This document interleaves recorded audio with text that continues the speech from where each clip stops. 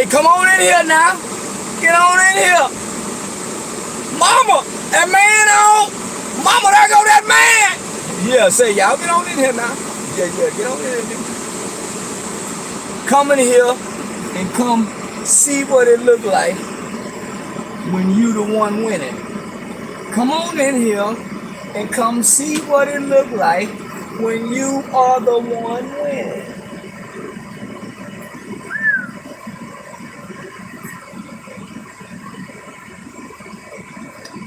Come in here and see what it look like when you the one winning, Jack. Hey, I'm winning right now. Say, I know you don't want to see me, but you love to come hear me. So you gotta see me. You can't, they say you can't stop hearing me. You can't stop seeing me because you can't go without hearing me, baby. Hey, say, man, I'm just saying, Jack.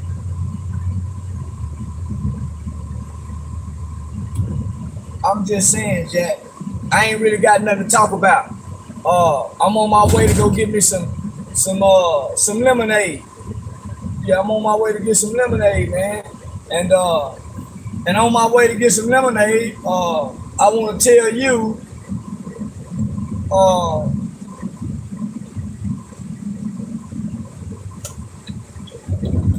I want to tell you, my friend,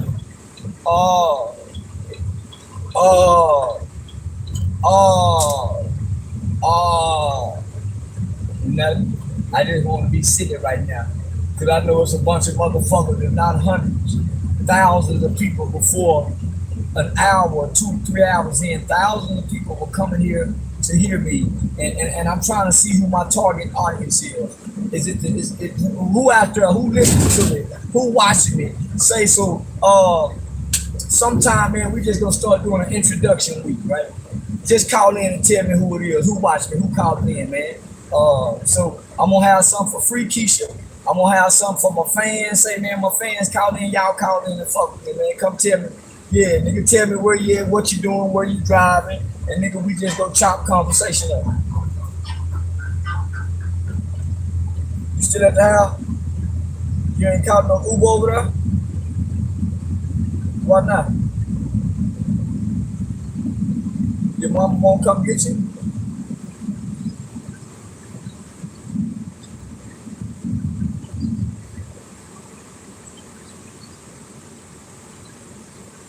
Yeah, I'll take you over there in a little bit.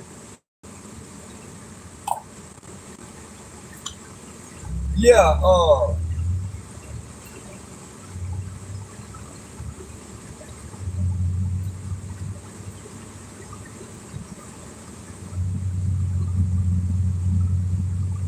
I'm at the ocean with my kids fishing, big dog. Say, man, I love to hear that. Man, I'm on for like fighting this traffic. And shout out to my people over there in London, England, man. Salute to my English brothers. Yeah, over there in London. Uh, yeah. I like that. Yeah, I'm finna shoot the Chick-fil-A. I'm finna shoot the Chick-fil-A. And go get me some lemonade. Yeah. I don't give a damn about no dead motherfucker. Dead. Say, y'all know such and such died? Who? Such and such. Oh, that's the nigga out such and such. Yeah, man, fuck that nigga. Nigga, why y'all wasn't talking about him before he died? Y'all wasn't talking about a nigga before he died. Why is it that y'all wait till a nigga die to all of a sudden say, oh man, he dead. Oh man, may God rest. So why y'all do that when he dead? Why y'all can't never wait till it's in the moment? I'm sorry, when the man alive. That's why I put me on a hat. That's why I put me on a t-shirt. Man. Y'all ain't finna trick me like that. Yeah, y'all ain't finna trick me like that. As soon as a nigga died, everybody. But when he was alive, y'all never mentioned his name. How fake and phony and hypocritical. Ain't no showing respect. Man, show me some respect when I'm alive. Who you showing respect to? Who you showing respect to when he died? His family don't know you saying rest in peace. He can't hear you saying rest in peace. So who you showing respect to? But y'all show respect to the celebrity, but the people in the obituary, you don't pick up the obituary and look and see who died in your city and show respect to them. Why don't you do that? Why don't you show respect to the normal, regular people who die every day? You got family, you got friends who mothers, cousins, somebody else died this year. You never showed respect for them. All the people that died from the coronavirus, not once have I ever seen you say, man, I'm showing respect to all the coronavirus victims that died. All the gun victims that died of gun violence in Chicago over the weekend. I never heard you say any of that. But soon as a celebrity died, all of a sudden, I'm sucking that celebrity dick. I'm sucking that celebrity dick. I'm sucking that celebrity. Come on, man. No, this is not the platform when a celebrity died to show respect. Because I'm going to say, fuck that motherfucker. When every day a normal person dies and we don't show them no respect. So, fuck the celebrity. Fuck your favorite celebrity when they die, the nigga. And fuck you for showing respect to entertainers and celebrities, but you never show respect for the poor motherfucker when they die. Fuck you and everybody like you. The dead don't give a damn about their respect, man. Oh, I'm showing respect to the dead, man, but no respect for the living. You don't show no respect for the living. Fuck you. And any motherfucker like you and think like you.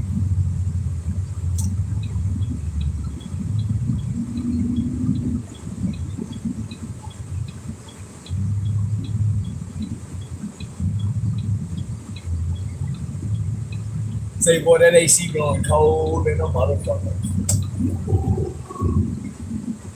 Yeah, that's them folks that love animals more than you sure right. Ooh, that AC going cold in a motherfucker, boy.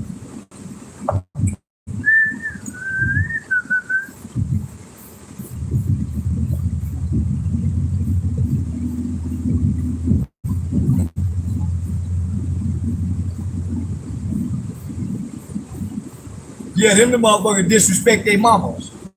Yeah, them the motherfuckers disrespect their mamas. They disrespect their baby mamas. They disrespect their kids. All that other shit. But soon as a celebrity person die, they can, boy, oh man, it's celebrity this, celebrity that, celebrity this, celebrity that. Pew2 TV. Say he gonna clown you, block, yeah, block, block.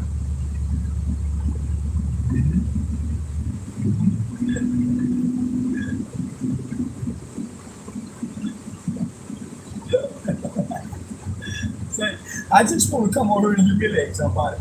I know I'm making somebody mad by now just because I'm on YouTube and they not.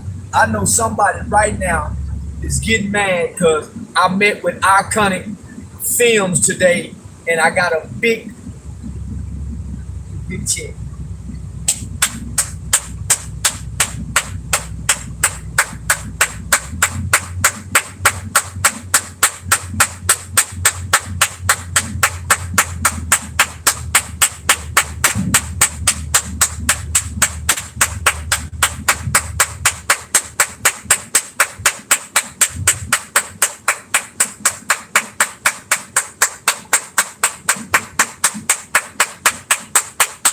Say, I just met with Iconic Film today. Hold on, let me show you what time they landed in. Now these people flew in to meet with me. They flew in to bring the contract and bring the check and bring the movie script. I'm running circles around you niggas. I'm running circles around you niggas. Hold on, let me show you what time they called today and land, nigga. I'm saying, ain't nobody else on the internet doing this, y'all. Nobody else on the internet is doing this, y'all. Iconic Films. What time did Iconic Films call everybody?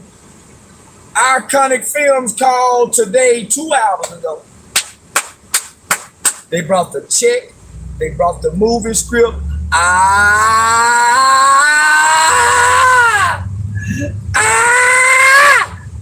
You ain't ain't been put in the movie yet, homie. This is my second movie in less than 6 months, man. I've been cast for a movie role, man. Say, I'm just saying, big shit popping, big shit is popping, and little shit stopping, man. The check is deposited into Bank of America bank account.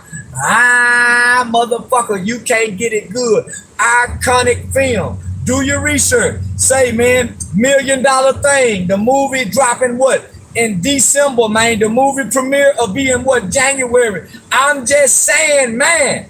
We got another big Vlad TV interview coming up. It's gonna do numbers. I'm bigger than you. And I done lost two Instagram pages. I lost a 65,000 subscriber YouTube channel. I've only been having this YouTube channel for barely 2 months, and it's already at 30,000 subscribers. I'm a bad motherfucker, man. I'm a bad motherfucker, man. Say, Iconic Films flew in today. Iconic Films flew in today. They brought the check, the contract, and the movie script. Standing ovation. Standing ovation.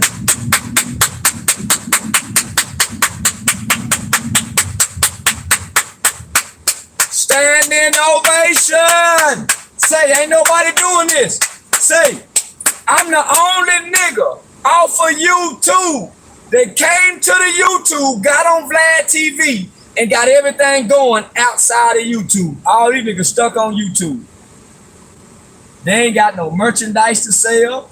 They ain't got no website they promote. They just getting on Vlad TV and YouTube talking.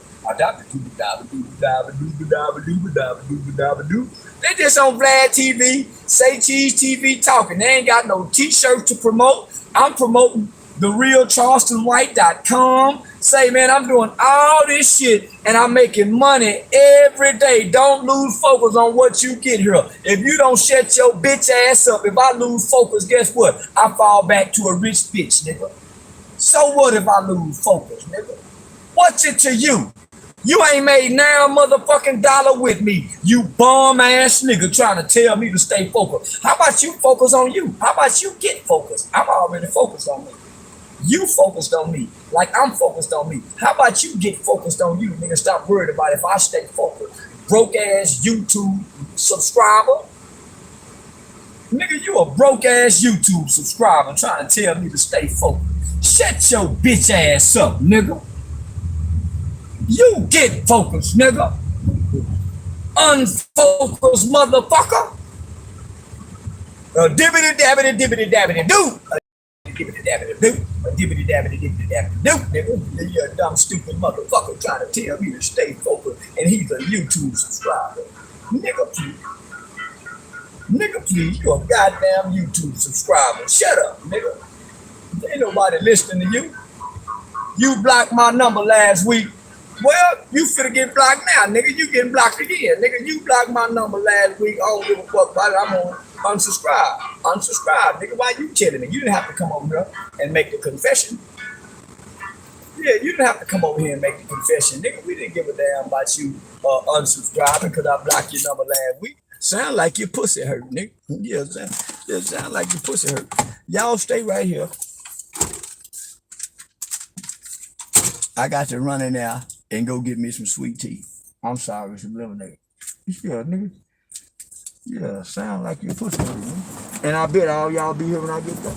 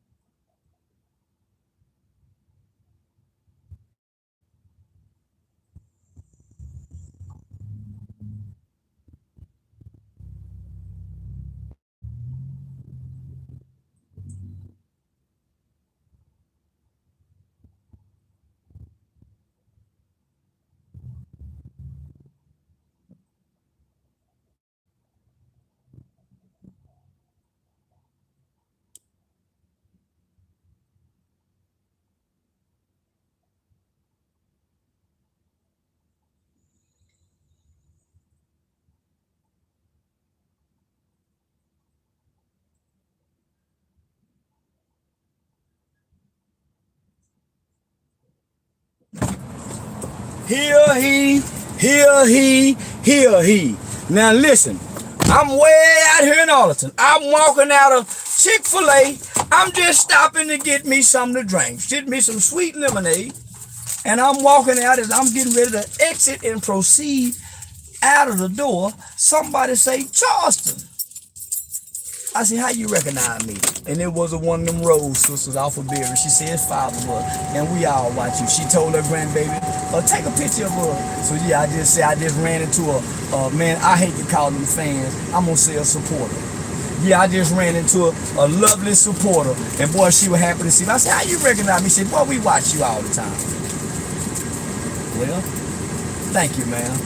You know what? I got some shirts for it. I knew that's what it was. I got some shirts for it. Y'all, hold on, I got to go back. I got some shirts for it. Hold on, let me put these splendors in here. I don't want to lose her. Let me hurry up. Let me put these splendors in here. I need it real sweet. Hold on, y'all, I don't want to lose her. Hold on. Let me put one more in there. I don't want to lose her.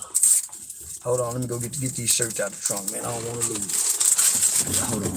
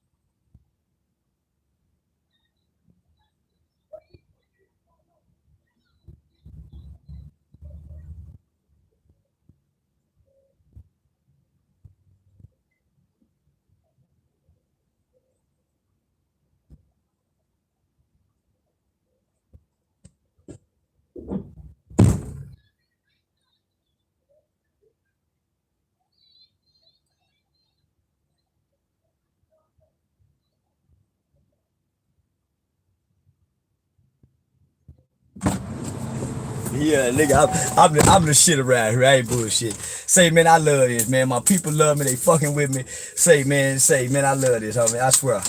Yeah. The people love me. Yeah, I love this shit, man.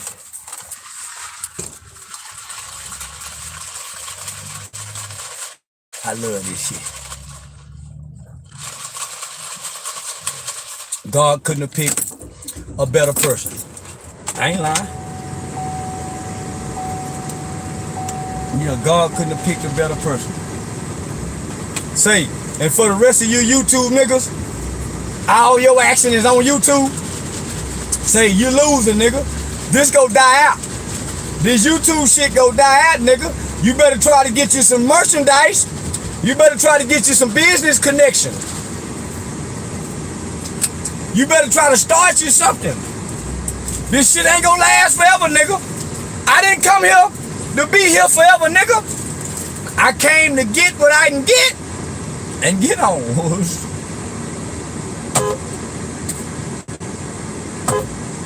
Wait on, man.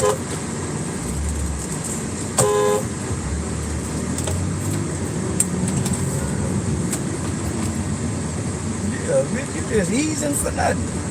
Say, but listen, yeah, I come to get in here and get what I can get and say, get on up out of here, nigga. Well, what I done got? Well, what you mean? It don't matter what I done got. I just come to get in what I can get, nigga. I ain't trying to, yeah, I'm just trying to get in what I can get.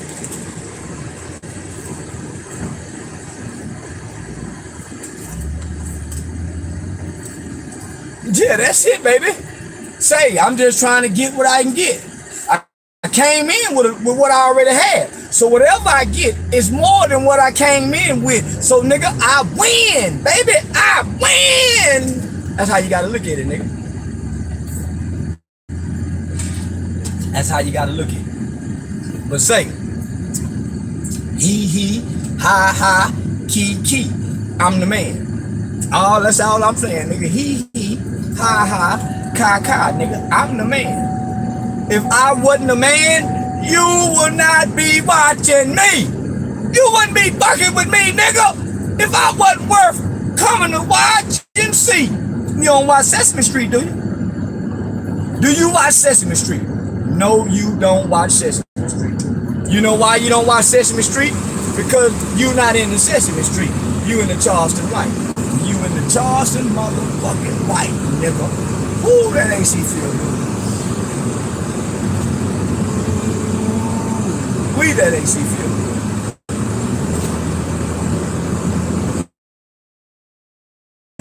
Good God, that AC feels good, baby. It feels good to me. Yeah. Say, I know y'all mad at me. I know y'all hate me. I know you hate on me. I know you say, I know you jealous. You envious of me. You wish you could be in this position, but you can't. So you ain't. So you never would. You haven't had anybody to clap for you. Say,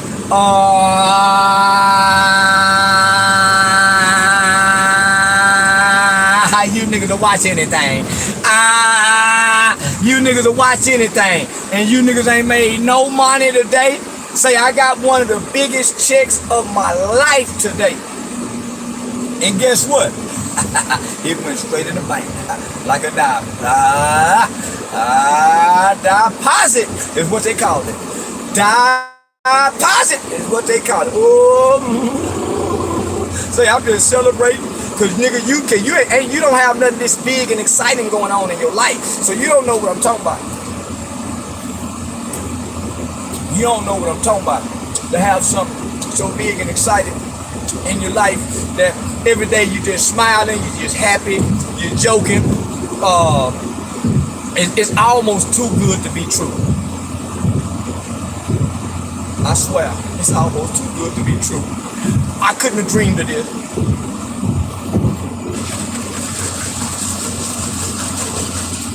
You could have dreamed of this. You could have dreamed of this. No, nobody could have dreamed of this. Nobody. And I mean nobody. Nobody. I did this all by myself.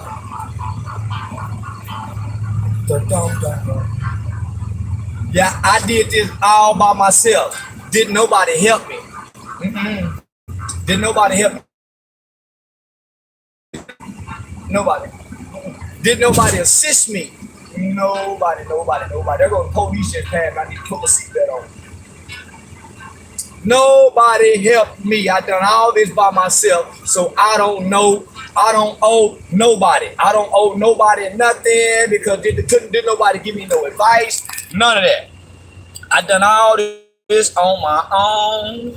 On my own. And you can't stop it, and nobody can. Guess what? I'm the man.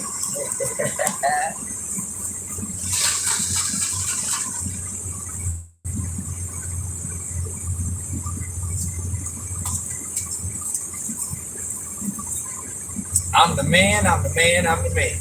I'm the man with the motherfucking plan. You jealous of me.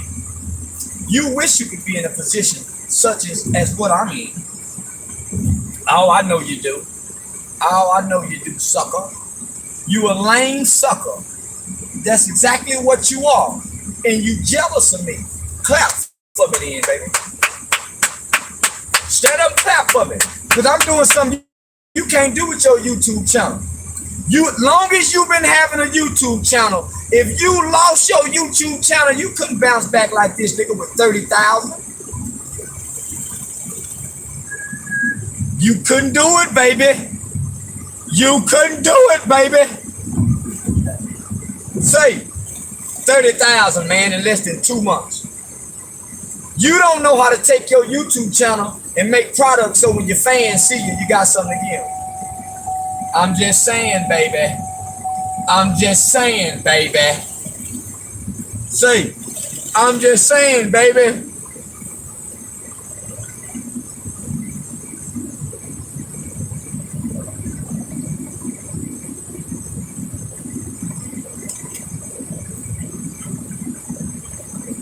I'm just saying, baby. You a bomb, nigga. You a bomb, nigga. You live in one room on YouTube. You can't walk around the house on YouTube like me. You can't walk around a big pretty house on YouTube like me. You can't jump 6 different cars like me. Ain't nobody making rap albums with you and paying you like me. You not being on Vlad TV like me. As long as you've been on YouTube, you can't make it to Vlad TV. Oh, them bitches watch me every day. So you can't make it to Say Cheese TV, man? God damn, nigga. I done got on here in 1 year. I done run circles around you, nigga. Say, I just met with Iconic Film today, man. I got the biggest check of my lifetime, my nigga. I don't know what you bitch ass nigga doing on here. It's my second movie, nigga, in less than 6 months. I don't know what you bitch ass nigga doing on here, nigga. Say, all you gotta do is go to the realcharlestonwhite.com. I don't know what you bitch ass niggas doing on here. Y'all ain't got no merch yet? Y'all stuck on YouTube with the Teespring.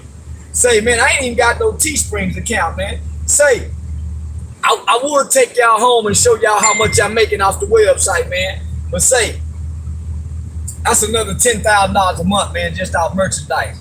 $30 a pop. I'm just saying, man, I met on the phone with the team today, man. We say we got the sweaters coming, homie. We got the patches coming. The Nan Boo Boo patches, the Texas nigga patches. Say, we got the Nigga Nation patches coming, man. Say, we got the ugly Christmas sweaters coming. Say, man, we got some shit coming, man.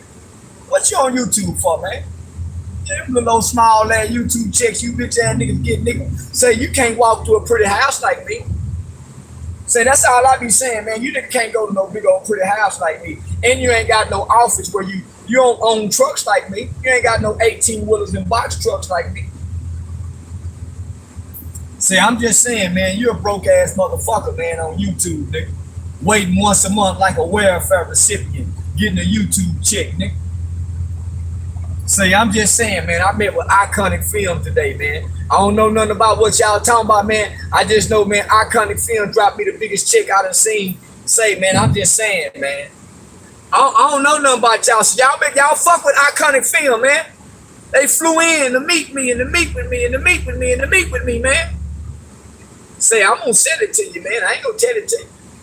I'm just saying, man. What you doing on here talking, man?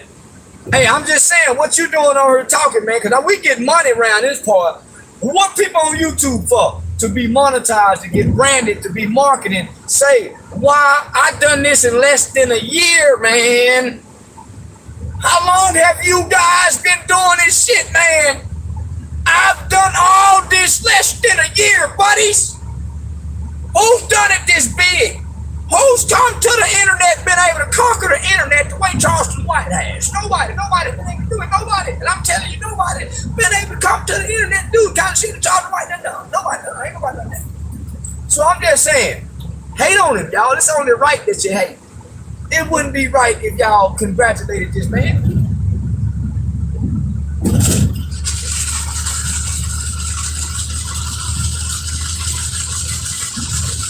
It wouldn't be right. So it's only right that a motherfucker try to come up off this boy's name. Look how long you been doing it. Look how long you been doing it. You've been on the internet forever. You've been on YouTube going back and forward, getting into it with this YouTuber, getting into it with that YouTuber, having a fight with this YouTuber, and you're still living in the ghetto. You're still, all of you YouTubers are doing all these goddamn fighting, bickering, arguing, backbiting, double crossing, talking about each other, getting on Vlad TV, and none of you guys have something as little as a website to promote. You guys must don't have business sense. You got to be some dumb niggers and some dumb wiggers. All of this, you got a whole fucking audience. And you don't have nothing to sell your audience? You mean to tell me you haven't invested into a studio or nothing? You had went and took your YouTube money and bought a building? Man, you're gonna lose. So what I'm doing, I'm coming to show you dumb motherfuckers how to win once you start winning. You didn't have no plans to win. That's why you're on here bickering and arguing and squabbling with the other YouTubers. You didn't plan to win. You didn't even come on here with a plan, motherfucker. I came with a plan. That's why it seems to be as if I'm winning. I came with a fucking plan. That's it. So my plan is beating what you trying to do. Argue and squabble. Bosco getting that real money. If Bosco was getting some real money, you would have been seeing him wash his bike before now. You just now seeing a man with a motorcycle. One thing about niggas, when they start getting real money, they're going to show you their houses, their cars, their jewelry, and their money. Remember that. When niggas start getting money, they're going to show you their houses, their cars, their jewelry, their money, and maybe their guns. They're not going to get money and not be able to not show you. So if that Bookie brother was getting some real money, he would have been showed you his house. That's how you know. No,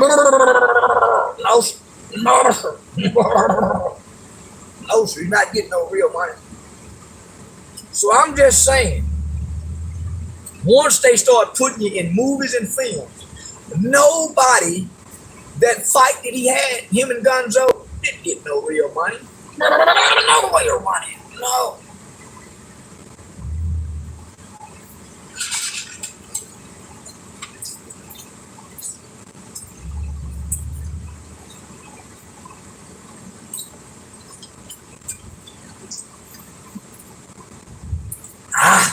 Boy, that lemon be good. So all I'm saying is who doing it like this here? See, I'm smart enough to know. When I go on Vlad TV, it's about promotion, advertising, and marketing. So if you notice, every time I'm on Vlad TV, I got a brand that I'm marketing, I'm promoting, and I'm advertising, right? So what I did, I started out promoting black people businesses for free, right? All black people clothing line, black people clothing line, black people clothing line, black people clothing line, black people clothing line, black people clothing line. So that's all I did for free. So now that I have my own brands, when I show up at Vlad TV in a few days, branding and marketing, baby. That's what it's all about. Branding and marketing. So you notice, you've never heard none of these YouTubes say, hey, go check out my website. They don't have a .com. Every business have a .com, but these guys don't think business. All they think is YouTube. So they're subjected to YouTube strikes, YouTube demonetization, YouTube's approval. Dumb, stupid fuckers. Not me though, buddy. Nah, not me. No siree, Bob.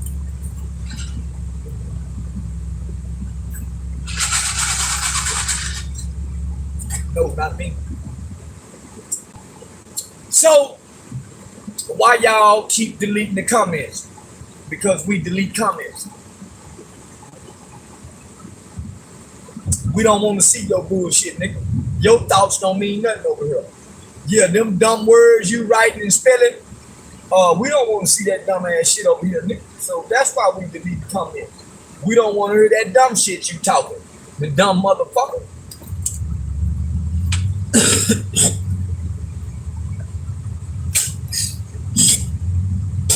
Yeah, why we delete comments. So listen.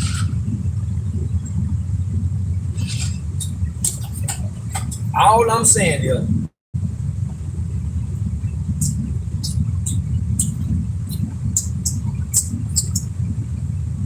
All I'm saying is y'all ain't doing it this big. You ain't been on all these different platforms. I done been interviewed by Vice TV. Man, I'm talking about all the biggest platforms in the country. You ain't on them. They realize you're not an interesting character. They say the difference between me and all these other people, I really got charisma. I really got community work to stand on. But this is what I'm saying. Y'all don't have no .com. Y'all ain't got no .com, www.com. That's how you know you niggas ain't too smart. That's the first thing you want to get is a .com, a GoDaddy.com. Something so simple. A GoDaddy.com. Or a Shopify. We can have some product. Everybody got product and merchandise. Everybody. I got programs. See, y'all don't have no program. Y'all don't have nothing to sustain you outside of YouTube. I got youth programs, anti-gang cognitive intervention, 16-week curriculums that can be taught. So, a facilitator trainer's handbook manual. I told you I was smarter than you.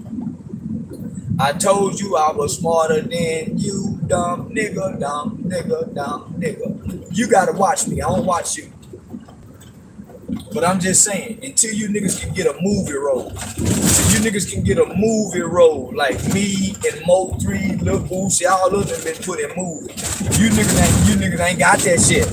That's all I'm saying. You niggas ain't got a movie role yet. Until you niggas get a movie role, baby.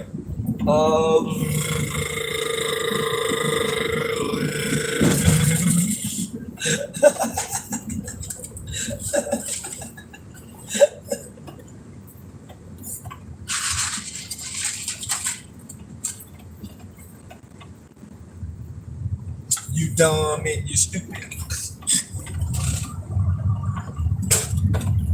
You dumb and you stupid. You gone and you stupid. You dumb and you stupid. You dumb, stupid motherfucker. Dumb, stupid motherfucker. Dumb, stupid motherfucker. You have 325 views. The other YouTube clowns coming at you wish they could have 50. Let alone 325 views. You already know it. Say, now, the one earlier today, let's see what the one had on today.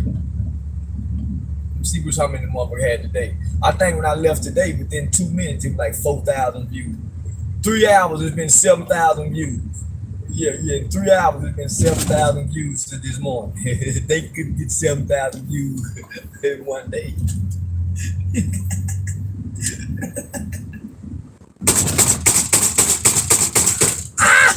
Safe. And they ain't got no big pretty house they can walk through on YouTube and talk shit like me.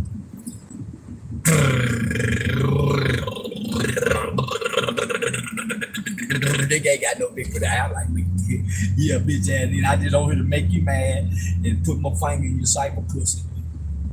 And thump. Yeah, nigga. Yeah.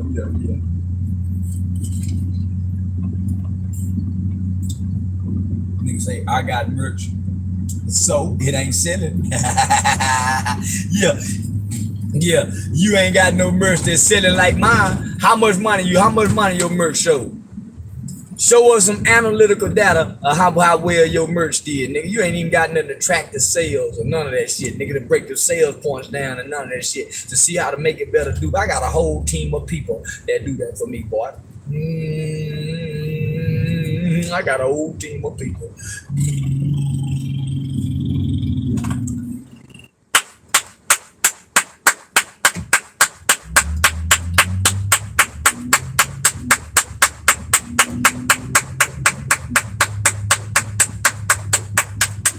Clap for me, baby. I know you hate it, nigga. I know you hate it. Say, I know you don't want to clap for me, nigga. Stand up and clap for me, because you can't do nothing like this. Say, what I done in the last year with this YouTube shit, nigga. Say, it ain't even been a year. I just got my first YouTube check January 2021. Say, oh, turn left. Cut this AC down a little bit. It's getting cold. And go back to clapping. Go back to clapping.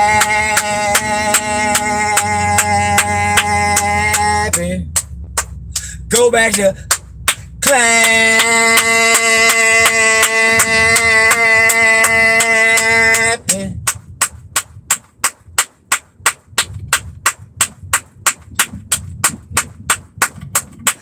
Ain't no nigga fucking with me. Ain't nobody fucking with me. Ain't no nigga fucking with me. Cause I am the nigga. Ain't nobody fucking with me. That's me. Yeah, clap for that nigga there, y'all. Clap for that nigga while he drive. That nigga driving and clapping on these haters, nigga. Say that nigga driving around town, making money, got a bunch of people watching on him, hand clapping, standing ovation clapping for the nigga. Say, boy, you bitch ass niggas. Say, you bitch ass nigga gotta watch me while I clap. You gotta watch me while I clap. Gotta watch me while I clap. Clap for me, nigga. Clap for me, nigga. Clap for me, nigga. Don't hate on me. Don't hate on me. Clap for me. Put your hands together and clap for the player. Clap for the player. Clap for the player. Clap for the player. Clap for the player. Yeah, you can't ride and do no shit like this here, nigga. Yeah, you ain't got enough gas to do this here, nigga. Just riding around all day bullshit like this here, nigga. Not looking at the road. Don't care nothing about looking at the road, nigga. Just looking right here at the motherfucking camera in the road right there, nigga. You can't do this kind of shit there, nigga. Yeah, won't nobody watch you do it. Yeah, won't nobody watch you do it, nigga. Won't nobody watch you do it. Sap sucker motherfucker. You a broke bitch. Just keep watching me, man. Can't nobody just do this. I ain't got nothing to talk about. I'm just on here just rambling, scrambling, talking, clapping, rapping, singing, being dumb and stupid. I ain't got nothing to talk about. Nothing whatsoever. Excuse me. I ain't got nothing to talk about. Nothing whatsoever. Bunch of motherfuckers go come in here and watch me just. What he talking about? What's the subject matter? Nothing. Y'all don't know, just listen to, yeah, the nigga just funny, y'all. We gotta watch him. Cause at some point he might kick in and drop some golden jewels. So we just watch it. And just watch it.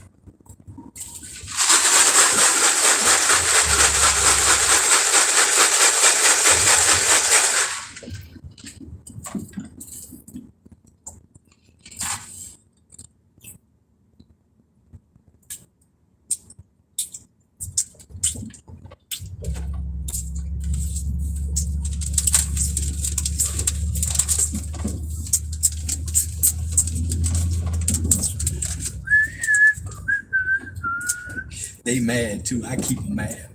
I get on her just to make people mad. If I realize the motherfucker ain't mad, he acting like it's 2.5 million. I wouldn't give a fuck if it's one person watching. They watching. Nigga, fuck wrong with you? You can't get nobody to watch you. So that's all that matters. I just want them attention. And you give me what I want, bitch. So you the motherfucker that I'm excited about watching me. Low life motherfucker like you. I got you watching me. I wouldn't give a damn if it was 10 million or a millisecond, one person. Nigga, I got somebody watching me and all I want is some attention. So give me what I want, motherfuckers. Give me what I want. Oh, baby. Yeah, give me what I want. Oh, baby. Watch me. Look at me, motherfucker. Look at me. Uh-oh. God damn it. Look at me. God damn it. Let's talk. Boy, let's listen to the dead Pimp C. Somebody tag 17 in here. Get them Pimp C loving motherfuckers in here. We finna have a tribute to Pimp C. We finna have a motherfucking tribute to Pimp C. To motherfucking Chad Butler rapping none. Motherfucker. Yeah, that nigga ain't never done no motherfucking pimping. Let's get this motherfucker in here. Say y'all, say somebody say God. Send Chad Butler down here. There you go. Boy. Boy, they getting ready for Halloween already. Who the fuck is Extension? Never heard no motherfucking Extension. The fuck is that? So you only pay for what you eat? Oh, yeah, boy, yeah. Only pay? Motherfucker, look at me, motherfucker, look at me, motherfucker, look at me, when you see me, bitch, tell me what you see, look at me, motherfucker, look at me, and I scraped and crawled, now with my beers, with my balls, shit the power, the niggas know I don't fuck with y'all, just the law is not stopping, trying to see me stop, tap my phone, got it down, let my bitch get up, but niggas know that Mo Arthur is the small nigga, that's why the stitches get the pistol to his heel, nigga. I can't from the south, from the left, from the head. It kills me automatic, from that bitch, I'm going bad. What the bitches said, flipping ain't dead. I'm still getting head, got your black bitch in my water bag. 4 or 5 times, put that dick up in his spine. I done blew your bitch mind. Look at me, motherfucker, look at me. Look at me, motherfucker, look at me. You see me, bitch, tell me what you see. Look at me, motherfucker, look at me. Look at me, ain't nobody looking at you. Look at me, nigga. This right here, ain't nobody looking at you. Don't nobody wanna look at you, nigga. Everybody looking at me, nigga. Everybody looking at me, nigga. Pussy man, pocket up off the bundle, man, no more. Man, them the dumb, the dope there, man, them dope there, why there, why you want the dope there? Look at me, dope the fuck up, look at me, duck up,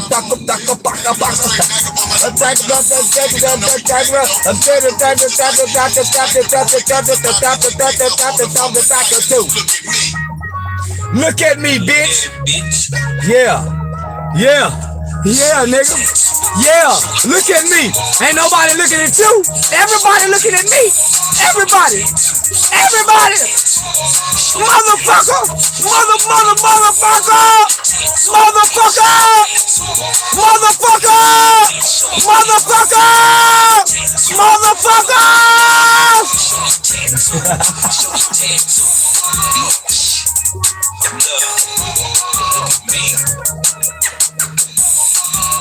And nobody looks at you. That's how that go. Nobody looks at you.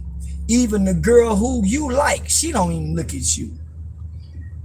Don't nobody, when you put a picture on social media, do you get a bunch of likes?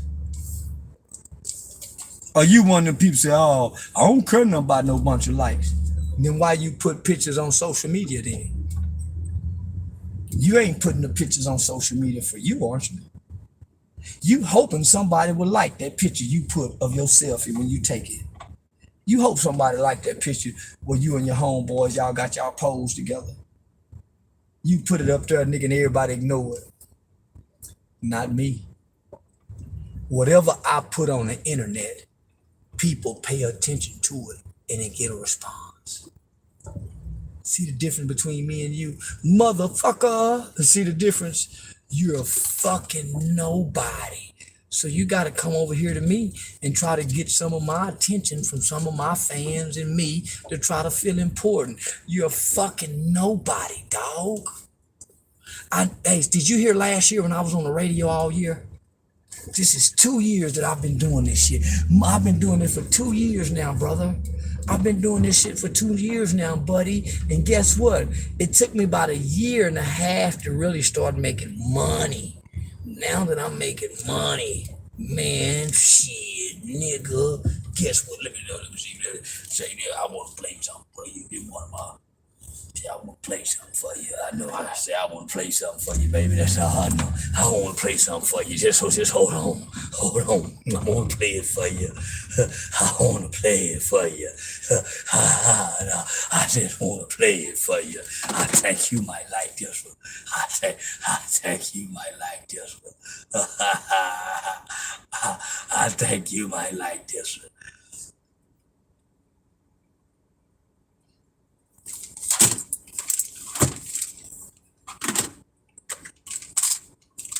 think you might like this one. I think you might like this one. I think you might like this one. I think you might like this one. I think you might like that one.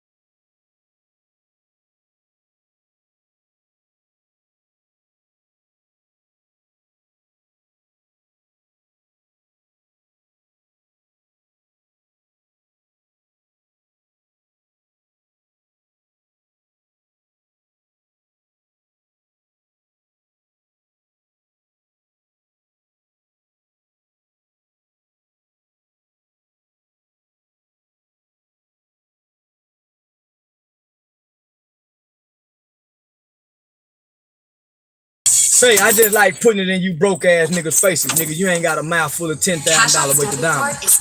See, you niggas running into the mall to get just the teeth. You niggas ain't paying for the dental work to have the teeth put in. You letting a non-dentist person put gold teeth in your mouth, nigga. How dumb can you be? So, hey, my diamonds and my golds and my teeth go cost a little bit more than where you go spend yours at the mall, nigga, because I got to get real dental procedure to get mine put in, nigga.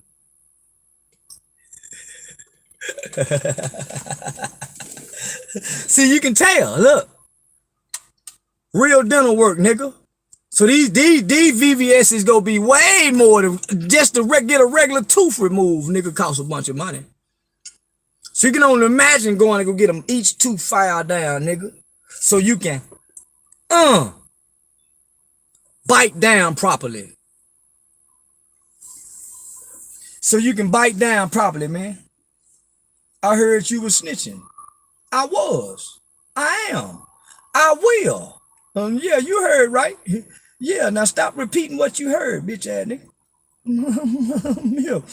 Yeah. Yeah, stop repeating what you heard, bitch ass nigga. Nigga come back talking about I heard. Nigga, you sound like a hoe. Yeah, you sound like a hoe, nigga.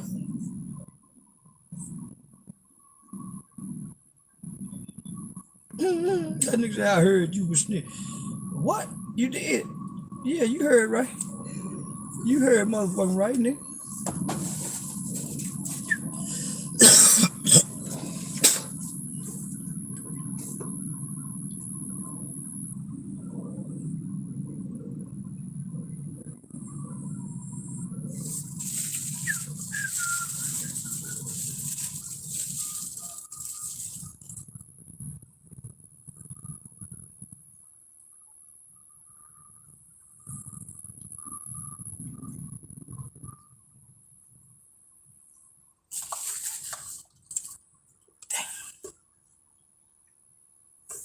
I can't get to it. Hold on.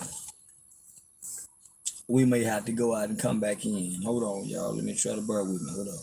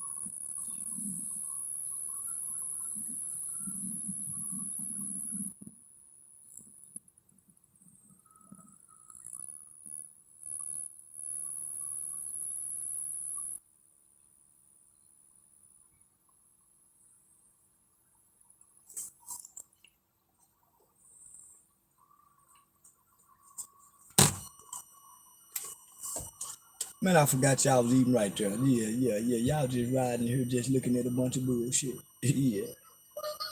Hey, what's up with it, brother? What's up with it? Yeah, the after hour nigga. Yeah. I don't know his number. Yeah. I don't know his number.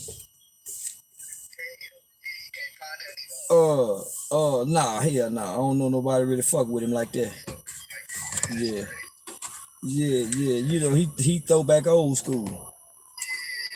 Yeah, and then you know you know a lot of niggas, yeah, you know how nigga it is. Okay, bet. All right.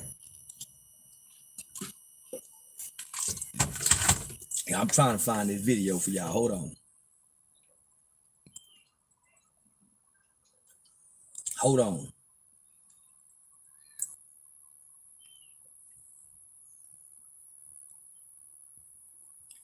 Hold on. I want to show y'all some legendary shit. You can't find a nigga nowhere doing this kind of shit.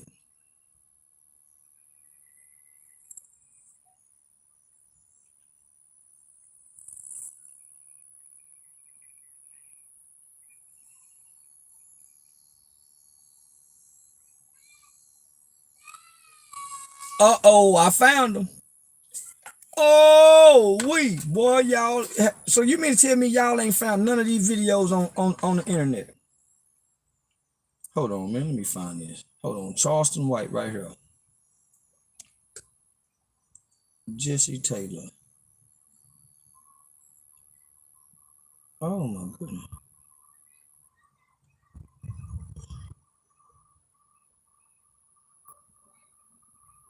Look, now remember I told y'all about the Texas Probation and Parole Association? I just found the videos right here. Let's listen. Michael Levy, who tried to stop us from stealing those jackets. Mr. Levy had only been married 3 days prior to his death. And so I was facing 40 years. And the only thing that I believe personally that prevented me from getting those 40 years is that my mother was financially able to go out and afford the best attorney representation in Fort Worth, Texas. I grew up in a traditional single-parent African-American middle-class home. Why nobody's posted these videos? I actually never been hugged by a man until I landed into the Texas Youth Commission. I come from a community, I come from a family, I come from a culture where I watched all the men in my family go to prison, from my granddad to my uncle, my mom's cousins. And then when I looked at my friends' homes, I watched all these. You can hear all the plates and things hitting the plates because this was a big banquet, a big annual Texas Probation and Parole Annual Association Conference. Now you can see out, now you see all them books I got. Now them the books I told you they came and stood in line for me to sell. Now listen to this, boy, I'm a bad boy. This came out, so gangster rappers just started to really take off. And so when I put on my headphones and what I saw, not just within my family, but also within my community, the music propagated what I saw. It solidified and made me believe that this is a part of growing up as a black man in your community. And so by the time I was 14 years old, I had been arrested for shooting at people, snatching purses. So I had a very lengthy juvenile arrest record prior to going to TYC. So when I got the gigs, I felt like I was prepared to be there. It didn't bother me to be there. So I spent the next 4 years of my time in Giddy State School doing everything I can to go to prison. I became the worst juvenile in the state of Texas in the Giddy State Home and School facility during my era there. I became a gang leader. The state had a recommendation for me to be transferred to the adult prison system based on my behavior, and I earned that recommendation. I wanted to go to prison until I graduated. My brother was there. He was serving a 99-year prison sentence for a murder he had committed at the age of 17. So my mom had 2 sons who was locked up for murder. And I remember when I went back to court, there was 4 of my house parents. I think today you guys call them juvenile correction officers, and I'm going to talk about that. 4 of my house. So hold on. This is on YouTube. This was posted on YouTube 6 years ago.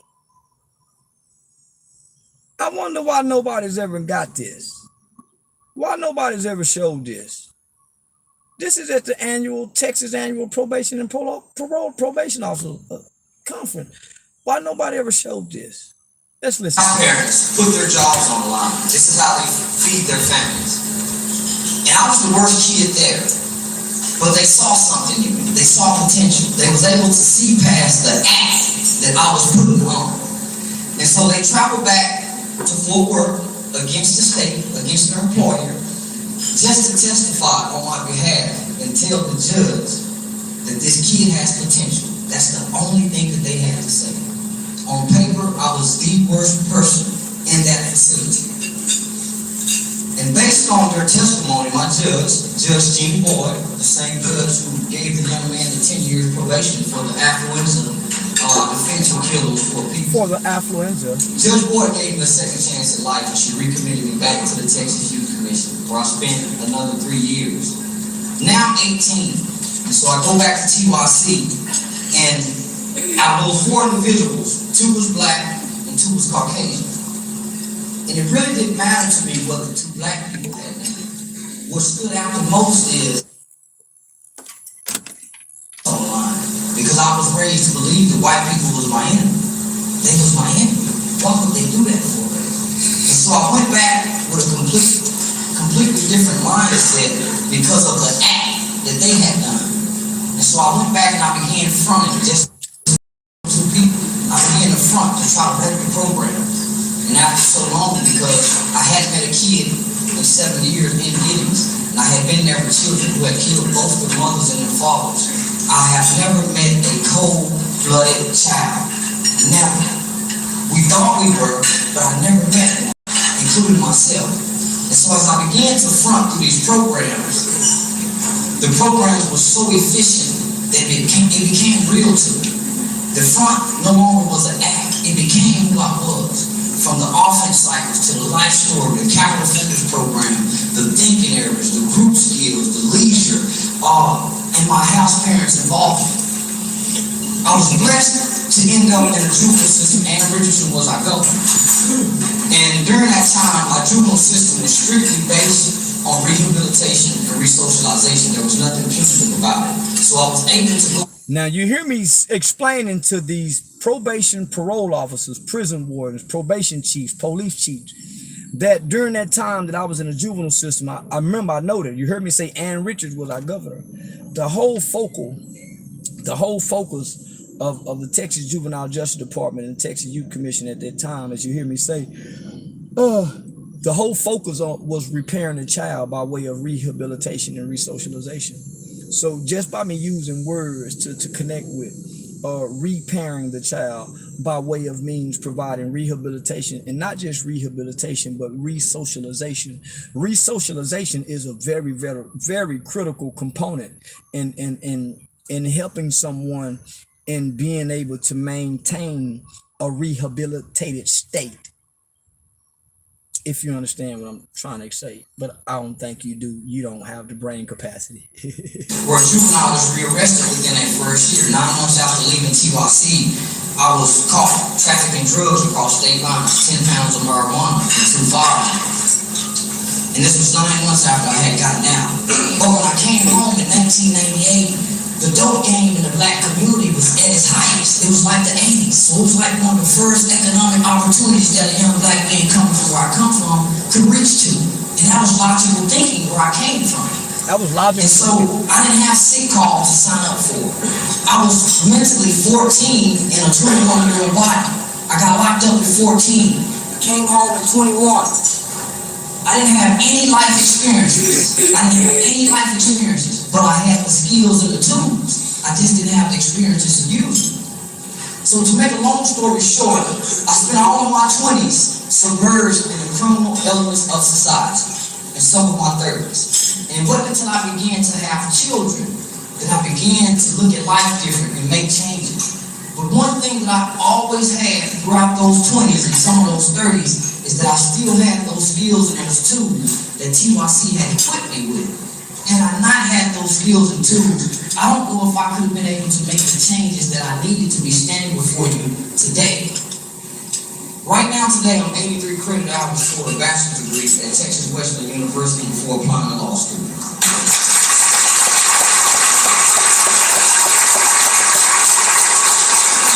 I'm the founder and the CEO of a youth organization that's called Hype About Hype, and Hype is an acronym for helping young people to see.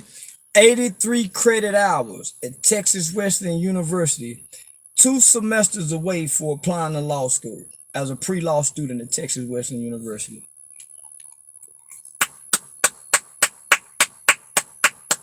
I'm the founder and CEO of a youth organization that's been highly recommended by the Texas Juvenile Justice Department to all 254 counties throughout the state of Texas.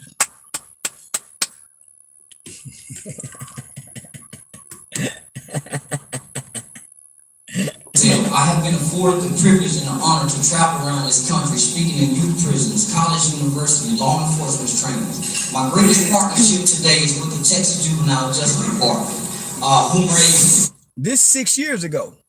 All this is documented. Google. Go back. Pre-law student, 83 credit hours. You can't, these people booked me as the keynote speaker. I stayed in a 6-star hotel on the 50th something floor and they paid me what they call a honorarium fee. You so dumb and stupid, you ain't know what an honorarium fee is. I'm speaking to dumb people, so you wouldn't know about this. All you got to do is just, it's on the internet. I've developed programs, curriculum, where now I go in and I teach these programs in some of my 30s. And it wasn't until I began to have children that I began to look at life differently. It wasn't until I began to have children. One thing I've always had throughout those 20s and some of those 30s is that I still had those skills and those tools that TYC had equipped me with. Had I not had those skills and tools, I don't know if I could have been able to make the changes that I needed to be. I don't believe if I had those tools and skills that I got out the juvenile system, I don't believe that I would have been able to make the changes to overcome the barriers and obstacles of making a successful re-entry back off into our societies. Now watch me articulate it. You got to listen. Quit typing and listen. Standing before you today. Right now, today, I'm 83 credit hours for a bachelor's degree at Texas Western University before applying to law school.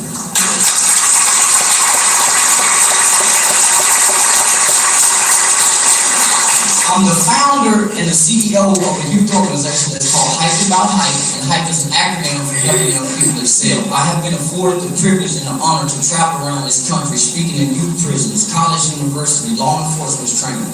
My greatest partnership today is with the Texas Juvenile Justice Department, I've developed programs, curriculum, where now I go in and I teach these programs inside of the Texas Juvenile Justice Department. They have highly recommended these programs and have endorsed these programs. I also do a lot of work within our community. I don't just stop at the grassroots level. I'm in the gutters, I'm in the slums, I'm in the projects, I'm going by the dope house. Because for the most part, you guys are operating from a safe distance from these same kids who you are sending back to these communities and telling them not to do what they see that's been doing in their community since they was born. I was raised by a mother who tried to instill good values and good morals in me. But the men in my family and the men in my community had way more influence than my mother did. My mother worked all the time. So I'm dealing with kids whose parents are gang members, whose grandparents are gang members. So they are raised in a culture, especially my Latino brothers and sisters. They are being raised in a culture and they are being taught certain things. And so when they come across your desk, they come across your office, and when they step into the real world, they realize what I'm being taught was wrong. But when they go back home, they're telling you what you're seeing is wrong. So how do you counter that? How you counter that is through building relationships. Our juvenile system, our criminal justice system no longer has any compassion for youthful offenders. And what I mean by that, there's two sides of our law. You have the letter of the law, which you guys follow to the T. But you also have the spirit of the law, the compassion, the restorative justice, the redemption. That's what we don't see anymore. We're sending children in this country to prison at the age of 14. When I stood before my judge at 17 years old, I couldn't wait to get out and kill somebody. I couldn't wait to go to prison. But the adults around me, who worked with me, who had a relationship with me, they knew better than me. I thought I knew, but they knew better. And they proved everybody right that they knew better.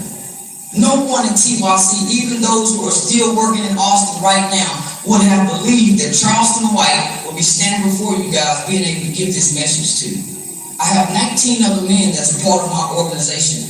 All were tried and adjudicated for murder at the age of 12, 13, and 14 years old. And they're just now coming home today. These individuals have spent 19, 20, 21, 22 years in prison from a choice and decision that they made when they was 12, 13, and 14 years old. And all 19 are living productive and pro-social lives. All 19 credit TYC programs and a staff finding them old videos and skills that they need to survive in prison. You're not going to be able to save all of them, but you have to make sure that they are equipped for whatever journey that life is going to take them down based on their choices and decisions. From what I see from coming from the outside going in. There's no more accountability amongst the students. Amongst the students. I also see that there's no more of a relationship between staff and student. And you cannot correct a child's behavior if you don't have a relationship with them. That's old motherfucker. No one can correct your behavior when I was tucking my shirt tail in. And so you have to try to seek to understand that child before you are trying to be understood, because you don't know where they came from. You only know what you read on paper. Some of these children has no connection to their mother, to their father.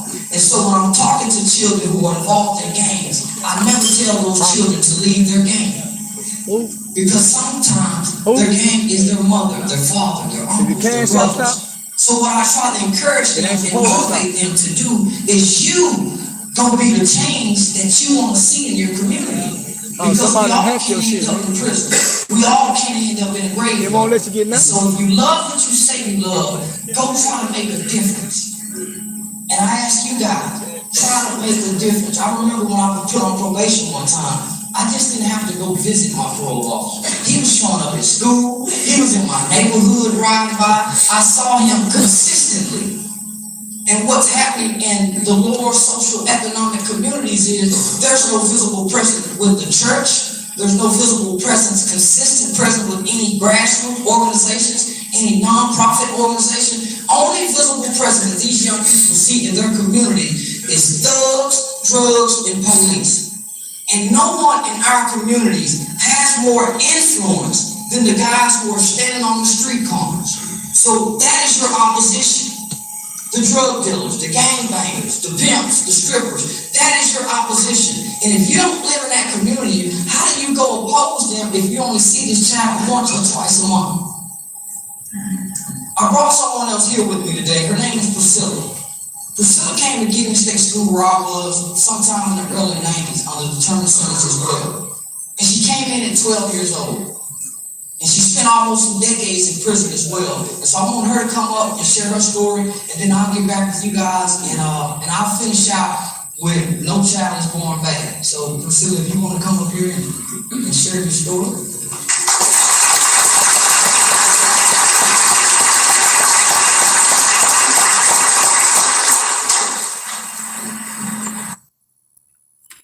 Now, why can't nobody else find these videos, man? How I stumble up on this video? Hold on.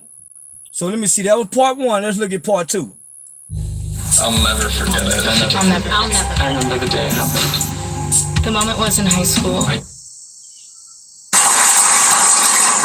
America is one of 3 countries, I know it's a day in America, still sends children to juvenile life without. Now, this is before we got life without parole abolished in America. So this before we went to the Supreme Court and got juvenile life without parole abolished in America. So listen to what I'm saying. You gotta listen to what it start off, right? So listen.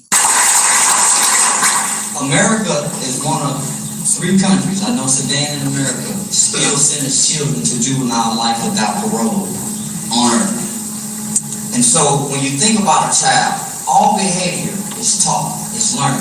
No child is born bad. And it's kind of like when you look at the military, you guys are the last line of defense for these children in our community before they enter into a correctional facility or having coming out of a correctional facility. So it's important that you guys reach out to formerly incarcerated people to make that connection with other young people. I know the policies and procedures that you have to stay out this long, but what I'm discovering through doing this work in our communities is that those closest to the problem are those closest to the solution. So you have to really, really consider, are you working in the best interest of the child when you look at some of your policies, when you're only focused about funding. And when I went to Austin last week and I was sitting back in the committee, all I heard people speak about, and that's from chief probation officers, that's from our politicians, that's from lobbyists, that's from the probation association union guy. Everybody was talking statistics, numbers, quantitative. No one was speaking qualitative, meaning the human experience of our children. It's been scientifically and medically proven that the brain does not develop until around the age of 25. And so if we know that, and we have all of this medical information now, why is there no compassion for our youthful offenders? Why are we still sending children to prison at 15, 16, 17 years old? I can line up 19 men at any time before you, and all have committed murder. All had a recommendation to go to prison. It didn't take 22 years for these guys to make a change. It took love.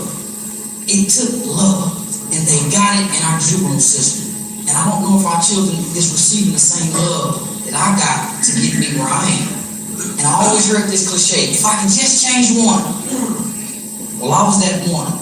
And I've been able to touch 20 other lives because 4 people went back and saved the worst child in a facility with Texas' worst juvenile offenders. We were the first generation of children in Texas to be sentenced under the Texas Determined Sentencing Law. And we still have at least 40 or 50 more of our friends still in prison. And I want to end with talking about this guy. A young man by the name of Terrence Sampson. He's from Round Rock, Texas. Terrence Sampson is the reason a juvenile can be sentenced to 40 years in this state. He stabbed his next door neighbor 97 times when he was 12 years old. And Terrence used to be beat by his father all the time. And when Terrence was stabbing his victim, he straddled her just like his dad used to straddle him, and he beat him. And Terrence wanted to kill his father. He planned to kill his father, but something snapped, and he killed his best friend. Terrence been in prison for almost 26 years. He hadn't had one major write-up in 26 years. He's got his master's degree since he's been in prison. He started a trucking company. My arm is tired. I couldn't even do that 97 times. A 12-year-old, 97 times. Trauma had to be there. Pain had to be there to stab someone 97 times at the age of 12. Terrence was a good kid. He was nothing like me and my gang buddies. He did everything he was supposed to do. But because of that horrific decision at the age of 12, he's going to serve his whole 30-year sentence in prison. Terrence Sampson is the one who developed my curriculums, and they're highly recommended by the Texas Juvenile Justice Department. Terrence Sampson hadn't stabbed anybody in prison. And if you're a monster who can stab somebody 97 times, you can't hide that anger or cover that anger up in 26 years. Some form of violence is going to display if that's in your nature. And I want to end with this. No child is born bad.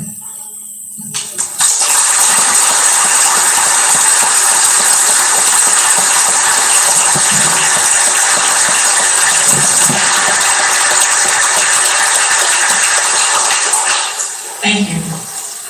Thank you for enlightening us. Thank you for sharing your story. Thank you for sharing. We really do appreciate you being here. On behalf of the Juvenile Justice Association of Texas, we want to acknowledge you. Heard it? On behalf of the Juvenile Justice Association of Texas, they gave me all kind of gifts and things. Oh, yeah.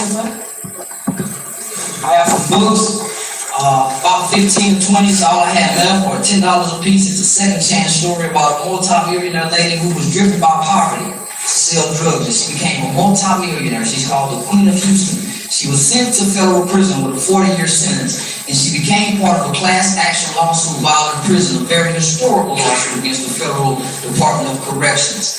And she got her sentence commuted after 10 years, and she is doing great work. She will be a great... Now, you hear what I'm saying, right? It ain't my book. So when I come to YouTube and I say, everybody just send me your free shit and I'm on Word. Nigga, I'm known for throwing alley hoops. When I put my nigga Dewberry on. See, that's why God keep putting me in the position, because I'm going to put everybody on. You see my 19 niggas? Now what I tell y'all, it's 50 of us. 6 years ago, it was 19 of us. Fast forward today, it's 50 of us. Oh man, y'all ain't been paying attention, man.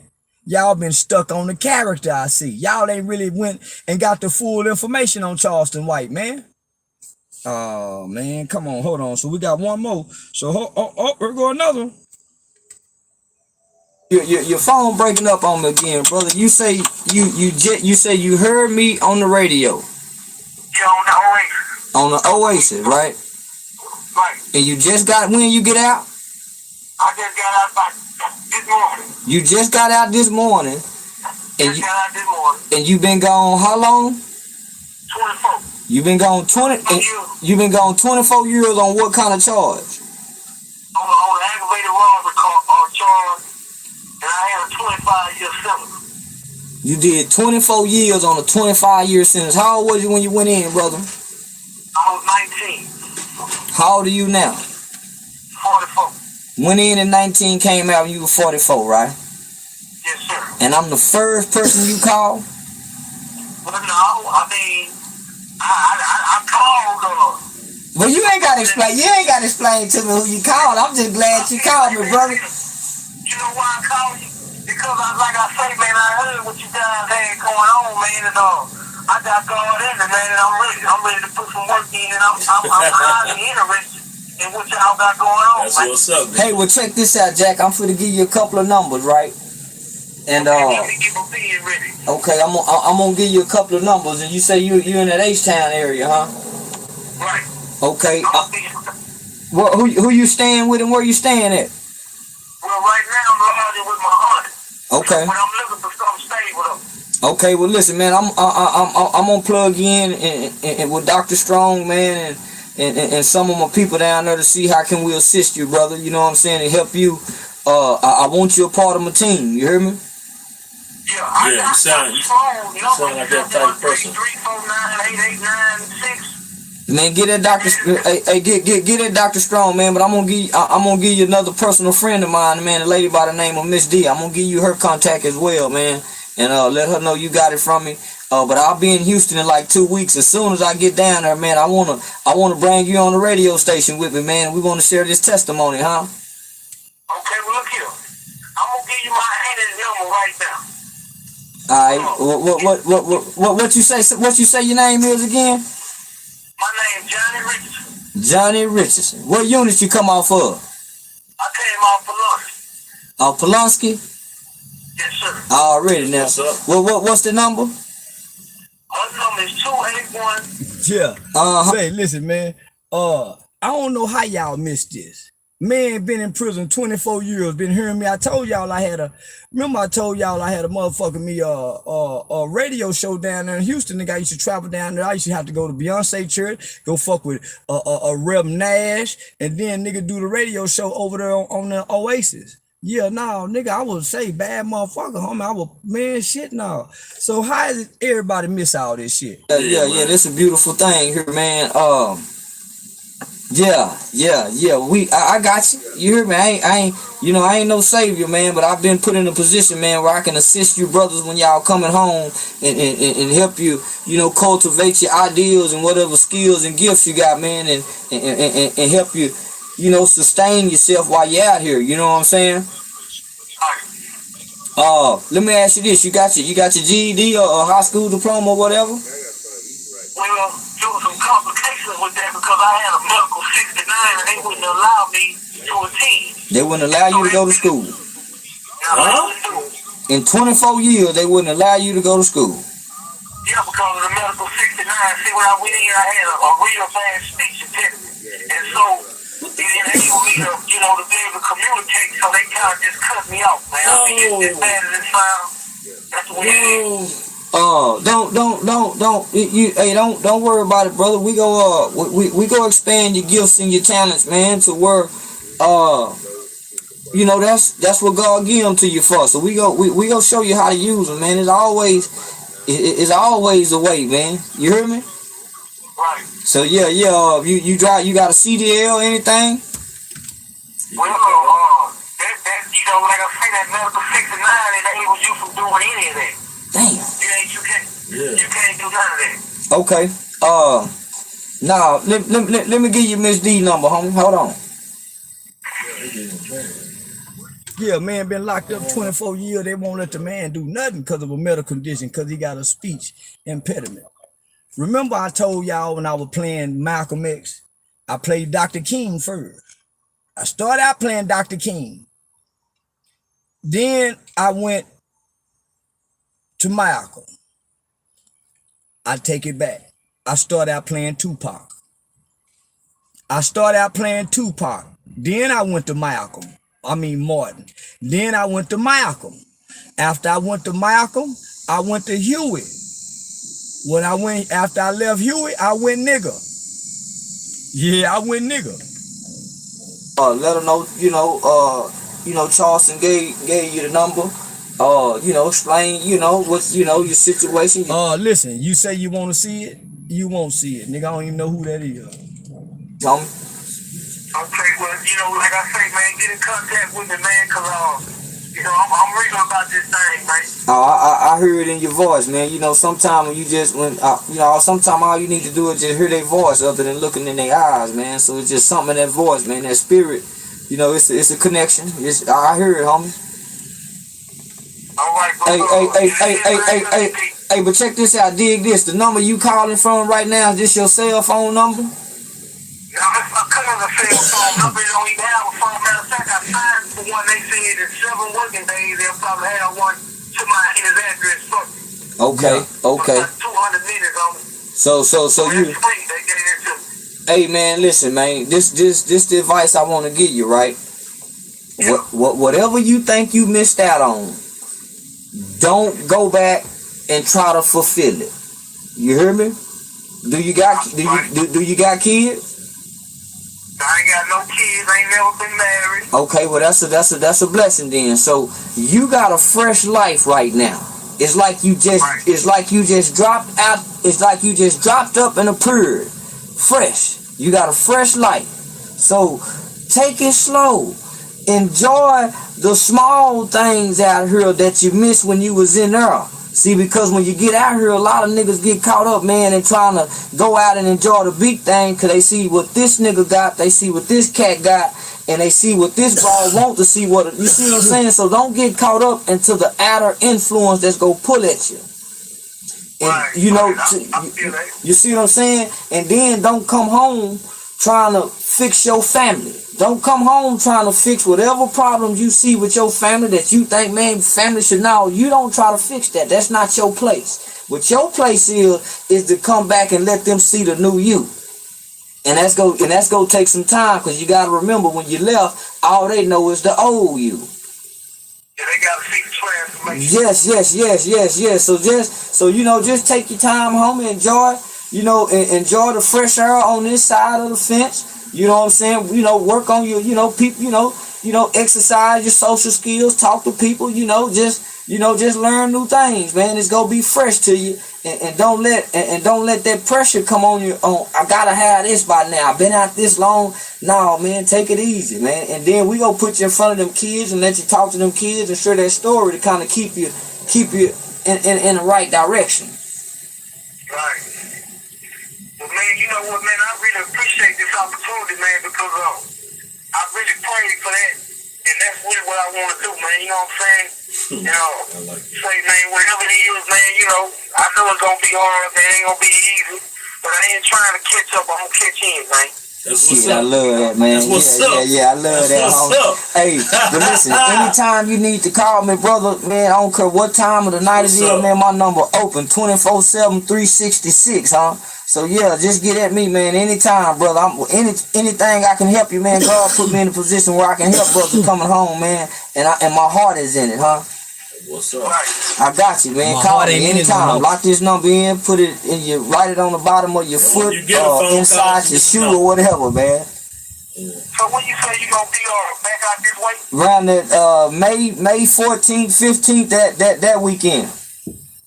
Okay. I'm gonna log that in right here, May 14th, 15th weekend. Yeah. And I'm gonna be looking for your call right around in that area, man. man, because Well, check this out, man. Better yet, man. Just every other day, man. Just shoot me a call and let me know how life going after being out 24 years. Call and let me know what you saw, what new. If you done run across your little old ball, just call and rap with me, man. It's real, man. I'm feeling that. Yeah.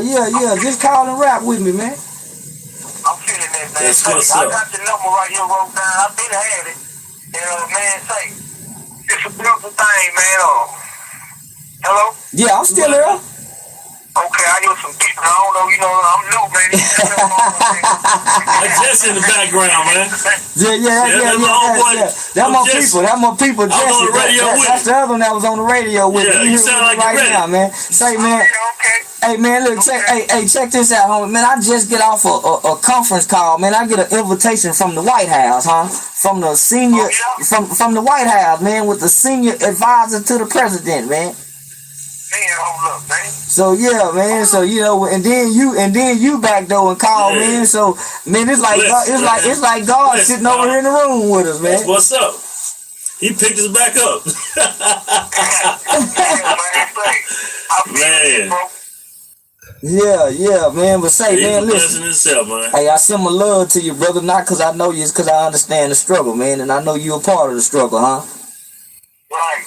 So keep your head up and get at me at any time, man. Okay, I'm gonna get it, man, and talk with it and see what we can work out, huh? Yeah, get it. Hey, get it, Miss. You can get it, Miss D, right now, man. Yeah, I'm gonna do it. Okay. I got it right here. I'm gonna do just that. I'm gonna get right to it. Okay, well, get at her. I'll be honored at you real frequently, man. We gonna stay in contact. Shit, already, playboy. Yeah, it's a bond that's been made, man. A lifetime, man. Lifetime, man. All right, so I'm gonna go and let you get up, man, and I'm gonna get back at you, man, and I'll let you know when we came up. We back talk to us, man. Already, man. Hyped about hype, man. Keep your head up. What's up? All right, Yeah, you too, man. all right. Man. Now look, man, this dude don't even know me. Heard me on the radio down there in Houston. He just got out the penitentiary doing what do you say, 24 years on a 25 year for aggravated robbery at the age 19, 24 years. His first day out. Now, I ain't the first person he called, but I'm one of the people he called when he first got out, man. So, and he say he prayed for this. So, man, I don't care how you feel about my language, but my actions speak louder than my words. And I give myself away so that God can use me. Sometimes I pay just to go talk at certain events and don't get nothing back. Just got off the phone with a young man who I mentor, man, little white kid, man, dude locked up for child molestation, man. And guess what? I love the little dude, man. I mean, that's my buddy. Just got off the phone with his stepdad calling his grandmother. So racist white people. Yeah, man, y'all just keep watching. I do a lot of racist white people.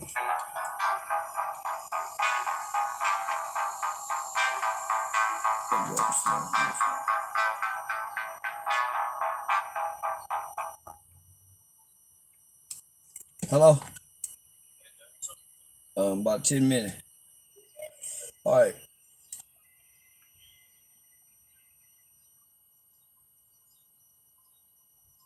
Bragging on God, and it can be misconstrued or misconceived as it's bragging on me. But I tell my story in hopes that people can see God's glory, and that's all it is, man. My intentions are good. I live a well-intended life. My character speaks for itself. Hey, man, favor ain't fair. Now, how they miss all this? How do a nigga go from doing this to, here, FBI agent? Here, see, at first my heart was in it. And it was in it for a long, long time. Y'all notice I did a whole, I never did even say nigga. I didn't even cuss. Y'all notice that? Then I began to evolve from the lack of community involvement.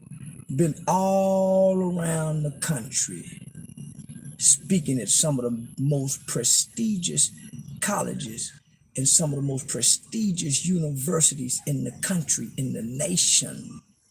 Washington, D.C., I've worked with over 50 U.S. congressional members, state legislation, lobbyists, policymakers, judges, man, you name it. And I ain't see my people joining in the fight. And I remember one time at the Strengthening Youth and Family annual conference in San Marcos. I remember this white man telling me, man, that, you know, this man, that they admired me so because of my passion and my commitment and dedication, right, to youth advocacy and youth justice. But man, one of them pulled me to the side. He been doing this for 40 years, retiring. He said, Charleston, if you don't put no business with that passion, you're gonna get burned out. Well, we're taught in church that, man, you can't make no money doing God's work and woo, woo, woo. And so, man, I was coming home broke after being great to the world. When I get through helping all these kids all around the country, in my city, coming out the juvenile, leaving the high school, the alternative school, when I get back to my kids and my baby saying, Daddy, can we go to Brahms? And I'm saying, man, I'm gonna spend all my money helping these people. So, no, man. So what happened was, I got burnt out, right? I'm doing all this work in the community, helping all these people, and these niggas talking about I'm the police.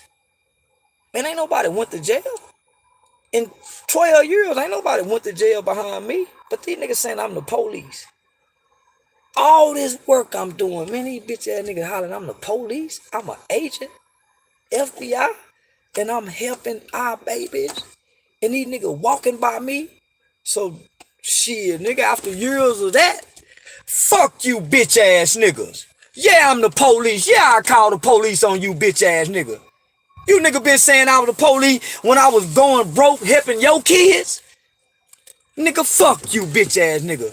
Fuck you, crab ass. Nigga, fuck a rapper. So this what y'all got now. Y'all didn't want the other guy. Man, y'all didn't want that other guy. Man, let me show you. Watch this here. Man, watch this here.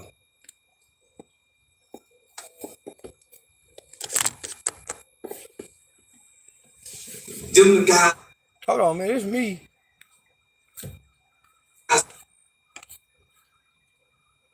Look, this me in the juvenile facility. Them the dudes who go down there and turn into guys that they don't want to be. Them the guys who go down there and do things that they really don't want to do. Y'all ain't ready for this life, man. Y'all ain't built for this. I promise you. I'm sitting around looking. You might be. But then that might be a smoke screen because I ain't spent enough time for you. When I look at dog, ain't nobody in this room ready for this. You ain't built for it. You look too young. You're gonna be preyed on. And right, then the dudes who go down there and turn into God. Man, what nobody doing this kind of stuff, man? So I'm saying, man, these niggas got the nerve to try to dirty Mac on a nigga name, man. And I'm the one going to the juvenile facilities, man.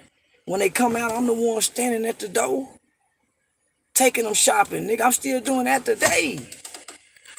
You can't show no video on Instagram, YouTube, where niggas meeting niggas, young boys out of jail, taking them shopping, going to court with their mamas. Come on, man. You nigga wanna try to discredit a nigga that doing this kind of, and I've been consistently doing it. So shit, nigga, after 10 years, what I'm supposed to still be nice? Hey, what's up, my brother? Hey, what's going on, brother? Say, look at brother. And niggas, come on, homie. Y'all trying to discredit a nigga that's really been putting in work against the system, changing laws, not shooting guns at his own people. Come on, man.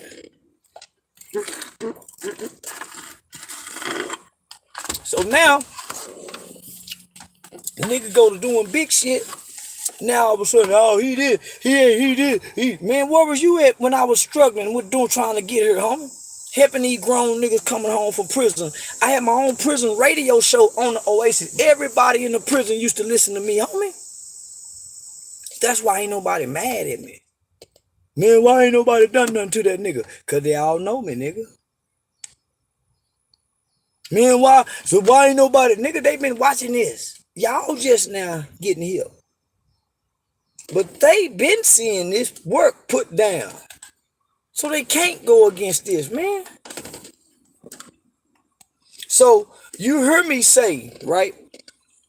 Y'all heard me say on the microphone about the kid Terrence Sampson. Remember I told y'all my friend stabbed his next door neighbor, the 12-year-old girl stabbed her 93 times, 97 times. Stabbed a white girl, nigga did 30 years on that. He and I put our brains together and developed youth curriculums while he was in prison. The other Abdul nigga saying, I gave him my books and my program and he stole my program. You was in prison. You see, he was in prison when all this was going on. How still his program? Man, y'all stop believing this shit. All this is here if you really do your own research. So let me take you a little further. Let me see. Okay, we in good timing. We in good timing. We in good timing. Now watch this here. I'm gonna show y'all something. I want to show y'all something, right? I want to read something to y'all. Now watch this. I'm gonna read something to y'all.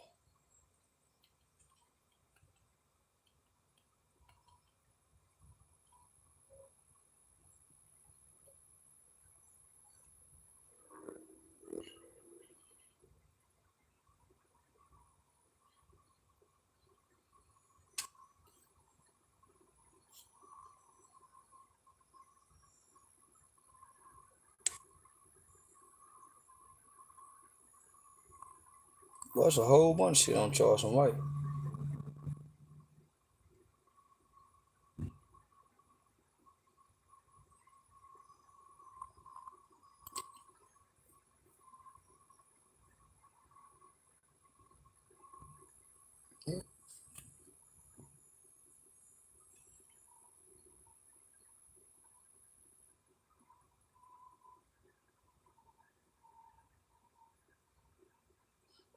Look, y'all go check that Pistol Gordon out too, man. You see that 2 years ago? But hold on, let me find this shit for y'all.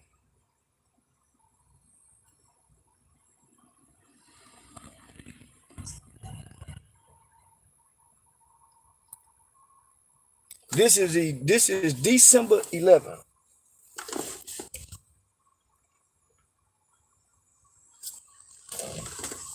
2017. Come support Stop 6. This Saturday, December 16th, 2017, Stop 6 cleanup day.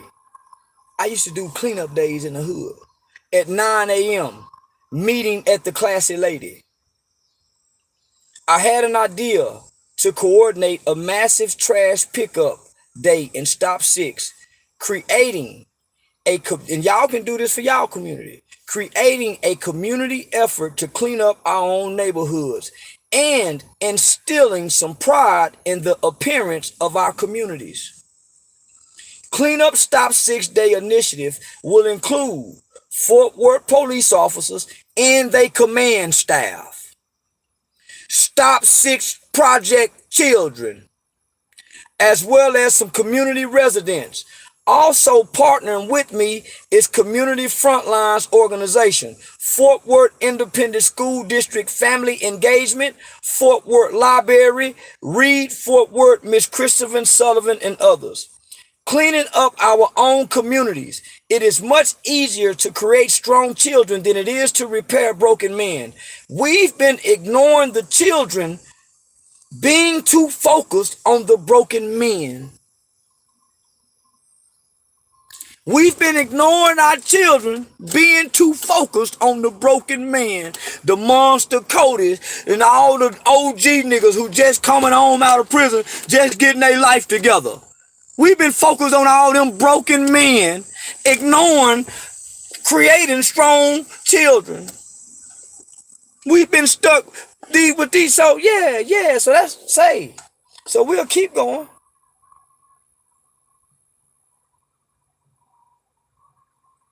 Hold on, we'll keep going. So this before the California niggas start fucking with me.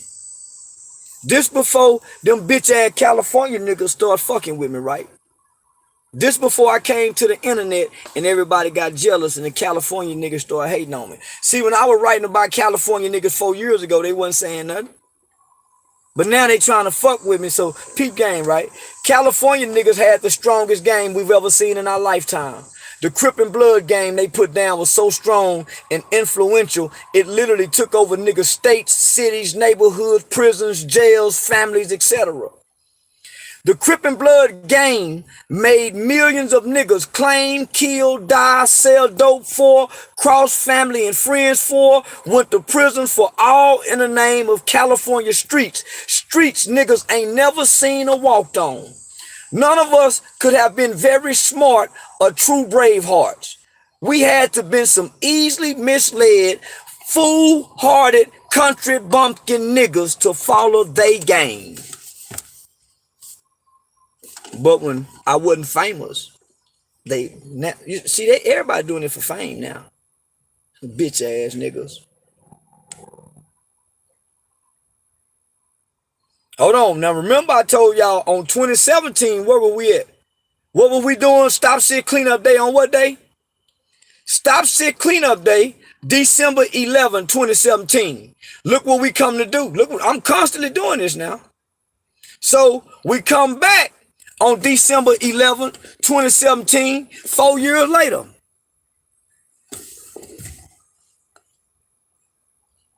Listen now. Come support Stop 6 projects. Just what I'm putting together for the project for the hood. On Thursday, December 21st, 2017, myself, Brother Johnny Muhammad, and Dumb Boy Donuts with Dads will be having a Donuts with Dads breakfast in the Stop 6 projects. Sick of them going to the school. Man, bring this shit to the hood is what I made them do. We'll be inviting a representative from the Attorney General's office to help brothers straighten out their child support issues, obstacles, visitation rights, and educate fathers about their paternity rights. We'll also have someone on site with job placement and doing job referrals. For the fathers with infant and toddler children, we'll be handing out diapers and milk. We're hoping to bring out dads to the Stop 6 projects since they say we are the black man in the Stop 6 community. How can you make it out of the hood or the PJs and not just reach back? But don't come to help. But you proudly claim the hood. What have you done for the hood that you claim and say you represent? It takes a village. Man, I've been putting this shit down for so long, man. God damn, man, where was y'all at, man? That's all I'm saying, man. I've been putting this shit down for so long. Man, I've been putting this shit down for so long, man. Where was y'all at?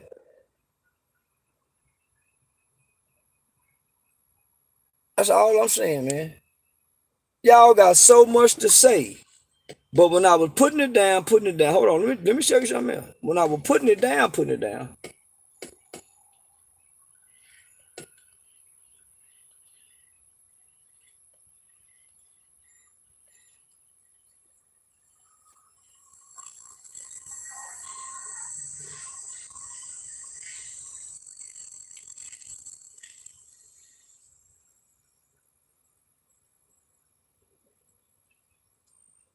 now this ain't even me, but you see me in that picture in front of the new mayor's office. In front of the new mayor's office, don't you? So this is Charleston White again. They say I'm captivating and mesmerizing. So I learned how to package this 4 years ago now. I'm saying this 4 years ago. They say I'm captivating and mesmerizing. So I learned how to package and present myself. first nigga out of Fort Worth to come out of the streets and train U.S. Department of Homeland Security agents in 18 different state and local law enforcement agencies. Listen to me, boy. That conversation is good. Going to law school, though. So let me read to you. This is from Keith Owens. You see who it's from, don't you? To whom it may concern. See if you can get a good look at it.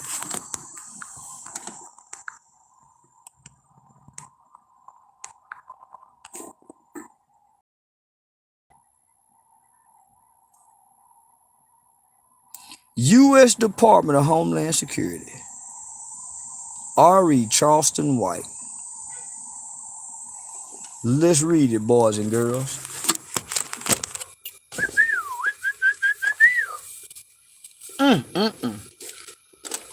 Dear Sir, Madam, please allow me to introduce myself. My name is Keith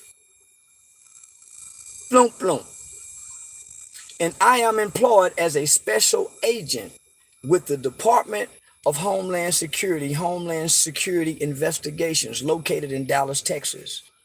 I am currently assigned to the HSI, the Human Trafficking led North Texas Anti-Human Trafficking Task Force Unit.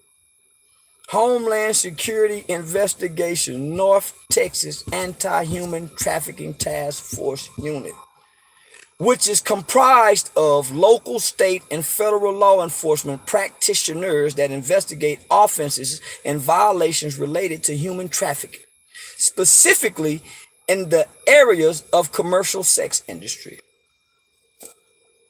Y'all listen. Additionally, I serve as an adjunct professor within the Department of Criminology and Criminal Justice at the University of Texas. I have had the privilege and honor of meeting Charleston since my initial encounter with him in 2014 at Texas Wesleyan University, located in Fort Worth, Texas. I learned that Charleston was an undergraduate student at Texas Wesleyan University, and his major is criminal justice pre-law. During that time, I was invited as a guest speaker at TWU and subsequently discovered that Charleston was designated as a guest speaker as well to discuss his organization helping young people excel, along with the prevention of human trafficking.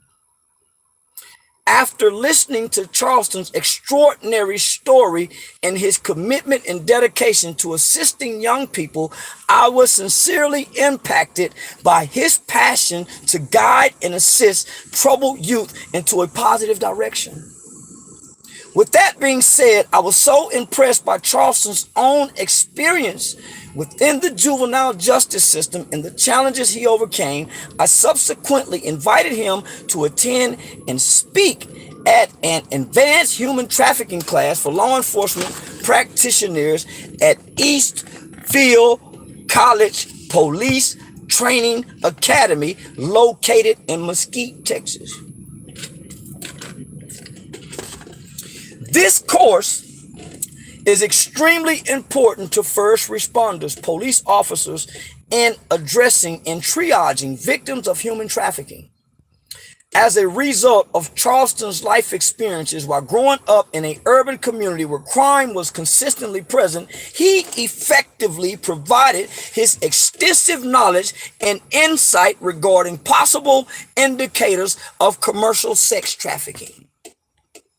Charleston received very high marks resulting from the course's survey. Again, I called upon Charleston to speak with my students at an ethics and criminal justice undergraduate class that I teach at the University of Texas. Charleston superbly delivered a passionate speech about the dilemmas and daunting challenges that he had undergone alone, and eloquently spoke about what minors, youths, may be negatively exposed to within the juvenile justice system.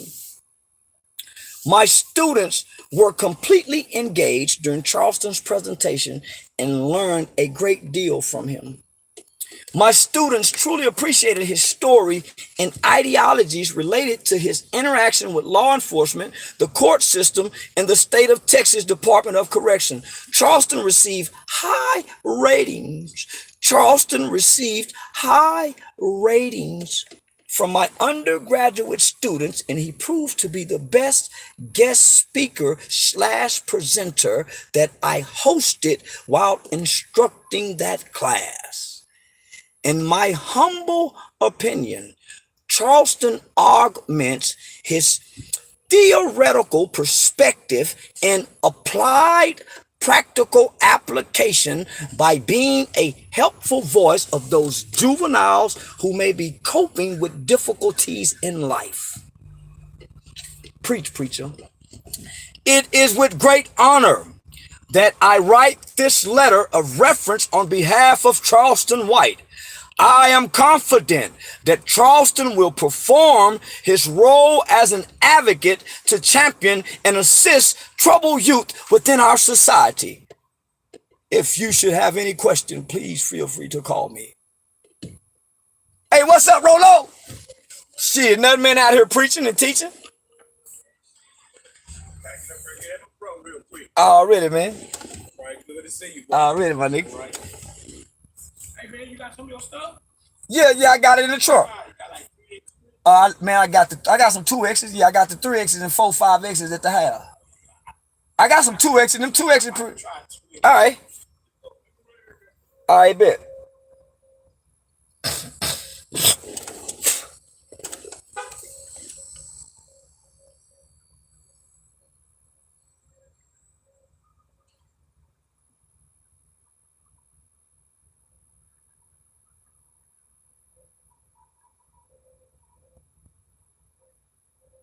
Y'all bear with me. I got some more in here for you. Hold on. I got some more in here for you. The boy bad, though. So all I'm saying is, if the nigga doing all this here. So, the picture right here, that's the abject perfunctory. So that's the picture they try to say, oh, he working with the police. We was at a Rosemont Elementary School on career day when we took this picture.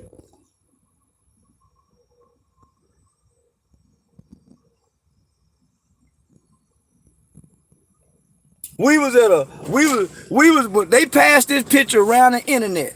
And me and this man, Agent Owens, out of Oakland, California, was at a career day. We rescue women out of sex trafficking situations.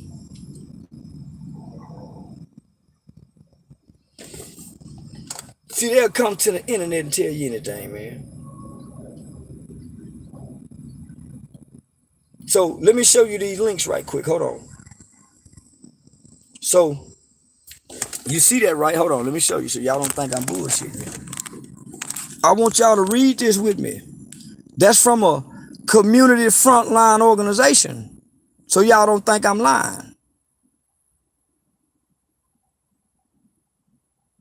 Charleston White of Hyped About Hype and Thankful for Partners.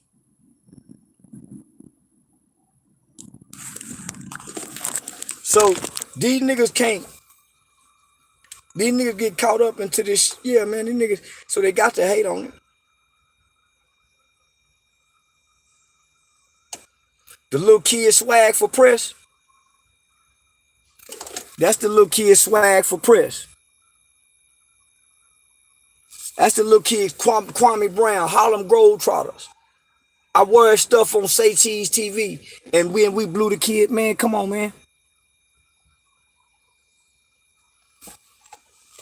So who else doing this? Where else can you see this being done at, man? Where else y'all? Come on, man, but they done hate it so much. Oh, man, that nigga the post. Come on, homie. Don't do yourself like that. So let me find you these links y'all can go find. And I'm going to put these links up one day. I'm just taking my time.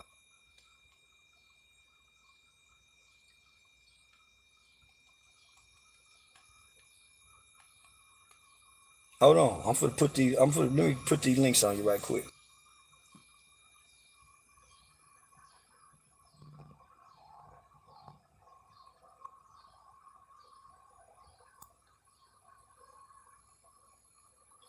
So boom. Hold on. for you. So boom, I want y'all to read this with me now. So boom. So that's from Charleston. Just wanted to share this email with you. Thought it would be encouraging to you. Our interim executive director, David Riley. So you see this nigga, David Riley. What David Riley do? Sent this to all TJJD staff. Sent this to all TJJD staff this morning. He shared the article written by Lauren Rose with Texas Care for Children and linked the Star Telegram newspaper article to it. Good things are happening. So she sent me this. So look, it's from Jeanette Cantu to all employees of the Texas Juvenile Justice Department. Where it go? Hold on. Just bear with me. The Texas, look, so I wanted to share the article with you written by Lauren Rose with Texas Care Can. Miss Rose attended the Height presentation at Giddings 2 weekends ago, in which a group of former TYC youth, all convicted of very serious crimes, returned to the Giddings campus to speak with current TJJD students. Check. So hold on, I'm gonna read it to you. So, yeah, man, y'all been playing. It's open.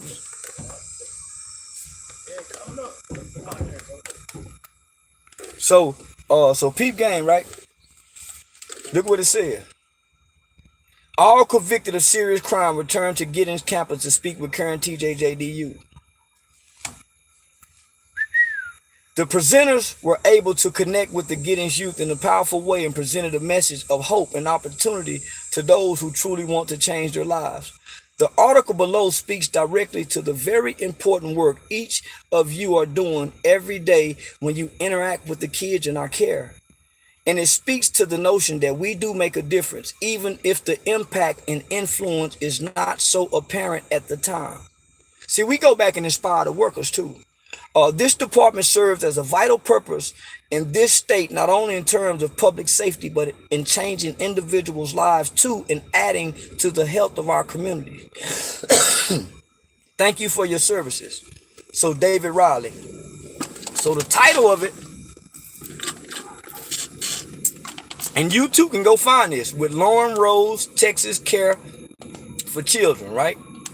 So the name of the article is titled Formerly Incarcerated Youth Visit Old Lockup and Inspire Me, dated 7/8/2014, 10:47 a.m. in the morning.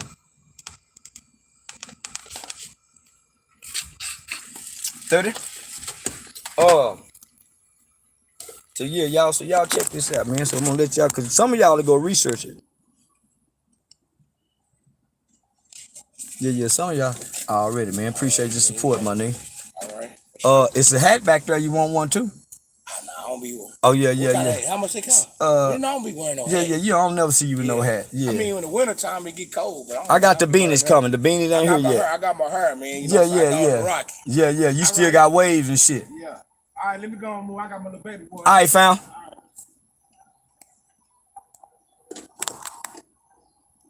So y'all see what it say? Hold on.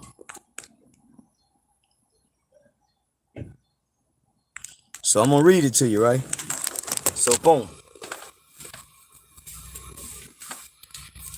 Would you believe me if I told you after spending a beautiful sunny Saturday working inside, I ended the day rejuvenated, inspired, and ready to get to work?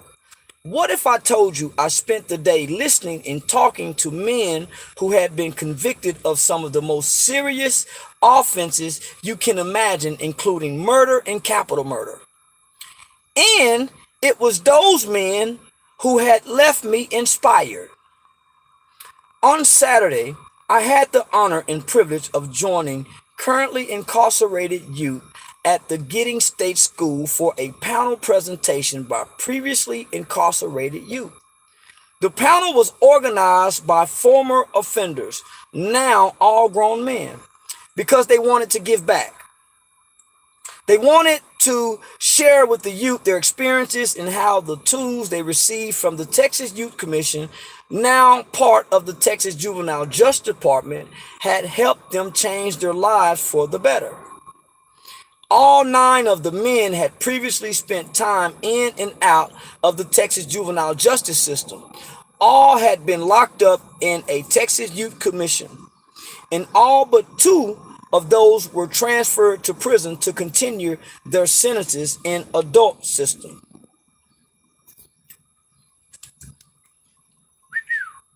All were given a time to share their stories and advice to the young man currently incarcerated in Giddings. The stories they shared resonated with the current youth because they have similar backgrounds and their offenses were very similar as well. The men shared with the youth that many of them, like many of the current youth, grew up thinking that prison wasn't a big deal and that hard time is a kind of rite of passage. But they explained they've learned firsthand this is not true. Prison was not a place where they wanted to be, and it is not a place to live and grow up. Like many of the young men they were speaking to, they got involved in gangs at a very early age because gang life was what they knew. They was raised by drug-addicted parents. They watched as their mothers prostituted themselves. They had family members killed in drug deals gone bad and experienced other childhood trauma most of us can't even imagine. The panel of speakers explained that their lives were on a bad trajectory that began to change when they entered the juvenile justice system. Those who went through the capital offenders program at Giddings, which Texas Monthly explained in this in-depth article, credits the program and staff with providing the tools they needed to turn their lives around. After the panel presentation, I was given the opportunity to join the man on a tour of the facility. It's a facility I visited before, but how can I turn down the chance to experience the men's return to the facility they grew up in? As we walked around the campus, some walked quietly. Others recounted stories of their childhood. Remember when we used to play basketball over there? Or I remember getting in trouble while sitting at this exact same table. They shared stories about the capital offenders intensive group sessions where they learned to process and express their feelings and emotions. They shared how they were in therapy groups with rival gang members, guys they wanted to fight. But as soon as they got to the group room, the rivalry stopped because it was a place of respect. In that group, they relived some of their deepest secrets about the abuse they had experienced growing up. They reenacted their offenses and saw each other cry. When we stepped into the group treatment rooms, I asked what it felt like to be in a room where they had previously shared so much raw emotion. One man's response said it all. He put both hands on the wall, leaned in, and said, "This is where I learned to express my feelings, where I learned to be a man." Earlier, as we were walking between buildings, I was speaking to this same man's wife. We were talking about how the capital offenders program at Giddings is respected across the country because of its success. We talked about how we wished intensive specialized programming would be available for more youth. She told me that she credits the capital offenders program for helping her husband be a good father and husband. The entire day is an experience anyone making decisions relating to the Texas juvenile system should have. With it came a very inspirational message. If you give the juvenile justice system a chance, it can rehabilitate the youth that society has labeled the worst of the worst. But more importantly, they aren't the worst of the worst. They are kids who had a very rough childhood and are in dire need of support to turn their lives around and become hardworking men, loving fathers, and good husbands. what Mr. Charleston came to be. See, man, they got all this information. Hold on, we got another one. Hold on. Now look at this one here. Now y'all heard me say all the time, I'm highly recommended to all 254 counties throughout the state of Texas. What does that say right there? Most people are not aware that I'm highly recommended to all 254 counties. Subject, high recommendation for speakers. Who? To Charleston White. Charleston, just wanted to let you know that I shared your information. So that same thing I just read with you, right? Look what it says. I shared your information. I shared your information and your essay with all of juvenile probation departments in the state and all of our superintendents. Hopefully your speaking count and my speaking calendar filled up. So look at that. That's all 254 counties. That's all 254 counties in Texas. So let's read what it says. High recommendation for speakers. Let's read what it says, boys and girls. But I'm the police. But I'm the police talking like this here. So if you are looking for a powerful speaker for your youth, your staff, or your volunteers, I would like to highly recommend Charleston White of Hype Youth Outreach. Charleston and his colleagues from Hype, helping young people expel, speak from the heart about their own experience in the juvenile justice system and the challenges they overcame. In their 40s now, Charleston and the other Hype speakers are passionate about reaching other young people and preventing them from being incarcerated. In his own words, my name is Charleston White Sr. I am a pre-law student at Texas Wesleyan University in Fort Worth, Texas. I am the founder of Hype, helping young people excel youth outreach.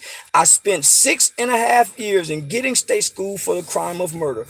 I was sentenced under the Texas Juvenile Determinant Sentencing Law of 12 years. I was one of the first juveniles in my county, Tarrant, to be charged with capital murder and adjudicated and sentenced for the crime of murder. Notice I didn't say convicted. Children end up in family court. Grown-ups end up in criminal court. Conviction cannot be held in family court, adjudicated. Only adults can be convicted. So I've never been convicted. Records are sealed in family court. You can't look at no baby's record in family court. That's the difference. I never left family court in juvenile court, but you don't know the law. So let me finish. I was one of the first juvenile, blah, blah, okay, murder and adjudicated and sentenced of the crime of murder. It was highly publicized. While incarcerated in the Texas Youth Commission, I became heavily involved and active in gangs, even working my way up the gang hierarchy and becoming a gang leader. Many would consider my life as a success story. I haven't been to prison, nor do I have any felony convictions on my record. I am a loving father to my children. I have completed 83 credit hours toward my bachelor's degree. I believe my story can encourage many young people in the system. I was considered the worst of the worst as a juvenile, but TYC and its staff gave me all the tools necessary in life for me to be productive and succeed in life. I was incarcerated in TYC from 1991 until 1998. Many of my buddies from that era went on to prison on their 18th birthdays, and they are just now coming home today. Most of them have spent 20 or more years incarcerated from age 12, 13, or 14 till now. Today, we are in our late 30s, early 40s. We were the generation that impacted the tougher laws on juveniles. But now we have grown to be men/women, because we got women a part of the organization too, and we want to give back. We recognize that we can positively impact the lives of young people with our testimonies. I look forward to having an opportunity for Hype to come out and speak with the youth in your programs. My organization has men and women who desire to touch the lives of today's youth, especially at-risk and troubled teens. We are committed to making a positive impact on our youth. Our mission statement: helping young people excel in all aspects of their lives. Our vision is to encourage, inspire, and motivate youth through dialogue and sharing real life experience. Our motto is to spread unity, knowledge, and truth to make a positive impact on today's youth. Oh, talk to him, preacher. Charleston J. White, the founder and director of Hype Youth Outreach. The following essay was a part of Charleston's presentation this weekend to the volunteers at Gainesville State School. The title, The Act of Volunteering by Charleston White. The act of volunteering leaves more of an impact on a child's life or any human being's life because it is a selfless act. It's an act of unconditional love and faith when you volunteer. It's a sacrifice of one's time. These acts are committed with a good heart. They're acts committed with the intentions of only giving and not receiving. These acts inspire change, give inspiration, raise leaders, impact society, and encourage generations of people. The act of volunteering changed my life. Volunteers are the people in the village our elders speak of when they say it takes a village to raise a child. Volunteering is a godly act, and sometimes volunteering is a way of redeeming past mistakes. I believe everything is about God's timing and season. Volunteering puts you in the lives to help the right people at the right time for the right reasons. I'll talk to him this morning, preacher. I believe volunteering is a way of God showing himself through your act of kindness. Some people God puts in your life for a season, and some are there for a lifetime. Those you encounter through your season shaped you for a lifetime. Your act has a lifelong effect when you volunteer. Volunteering breaks racial barriers. All of our soldiers are volunteers. They volunteered to enlist. Volunteers are the backbone of American society when disaster strikes our nation. Without volunteers, our political elections and its process would crumble. Volunteers are the first to go when help is needed in all aspects of our society. Yeah, I wrote that. Yeah, I'm a bad motherfucker. Yeah. So, obviously somebody ain't been doing their homework around this motherfucker. So all I'm saying is, the nan and the boo-boo, nigga, y'all ain't figured out who I am, what I am. It's all documented.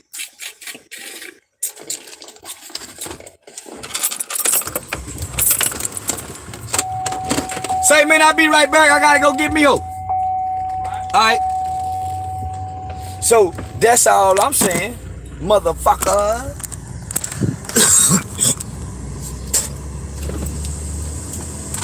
So all this on paper, right? So man, I'm too motherfucking important to be somewhere fighting. Me? Man, there's people kill you behind me. Y'all better stop playing on this internet shit, man. Y'all just ain't nothing used to nothing this real coming before you. It ain't scared of nothing. Nigga, we done buck white folk, police, Mexicans, done shot out with Asians. Say, nigga, we done say, so you niggas just internet people. Talking about fighting. No, nigga, we don't fight. Nowhere. If you got a problem with me, one of us got to die. So if you talking about fighting, you might well leave me alone. Because if you do something to me, one of your family members, something gonna happen to you. Whoever do it. When they come to court, nigga, please, no. And you think longer, man, y'all better get real. So, nigga, I ain't worried about nothing. I go everywhere by myself. And I go everywhere by myself.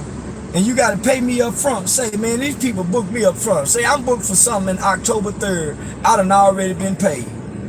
So I don't get my money when I get there. You got to get me in advance. So if you want to book me wherever you want to book me, man, I'm coming. Just send me the money and I'm going to maintain my obligation. Other than that, stop talking to me about booking me by the interview.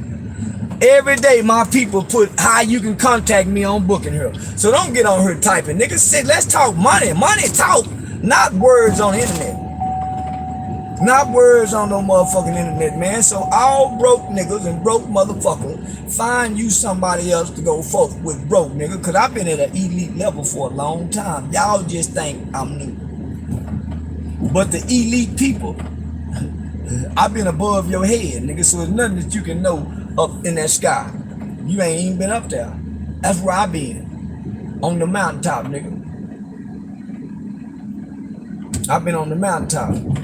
I don't answer questions from broke motherfuckers. Stop asking questions. Just say what you go say. Don't ask me a motherfucking thing. Dumb motherfucker. Hey, where you get that hat from? None of your motherfucking business. Just say what you go say. Do you want to buy a hat? Don't ask me nothing. Nosy motherfucker. Yeah, bitch ass. Boy, that show was a pretty field over there.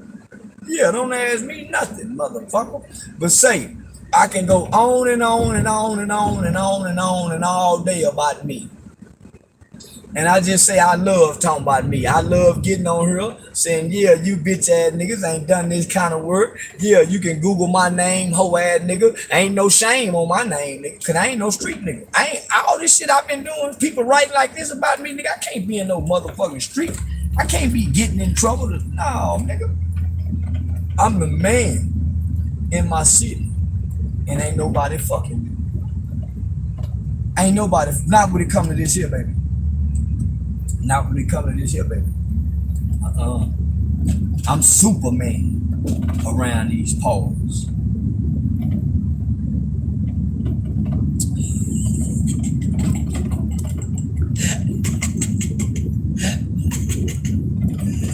I'm the man in my city.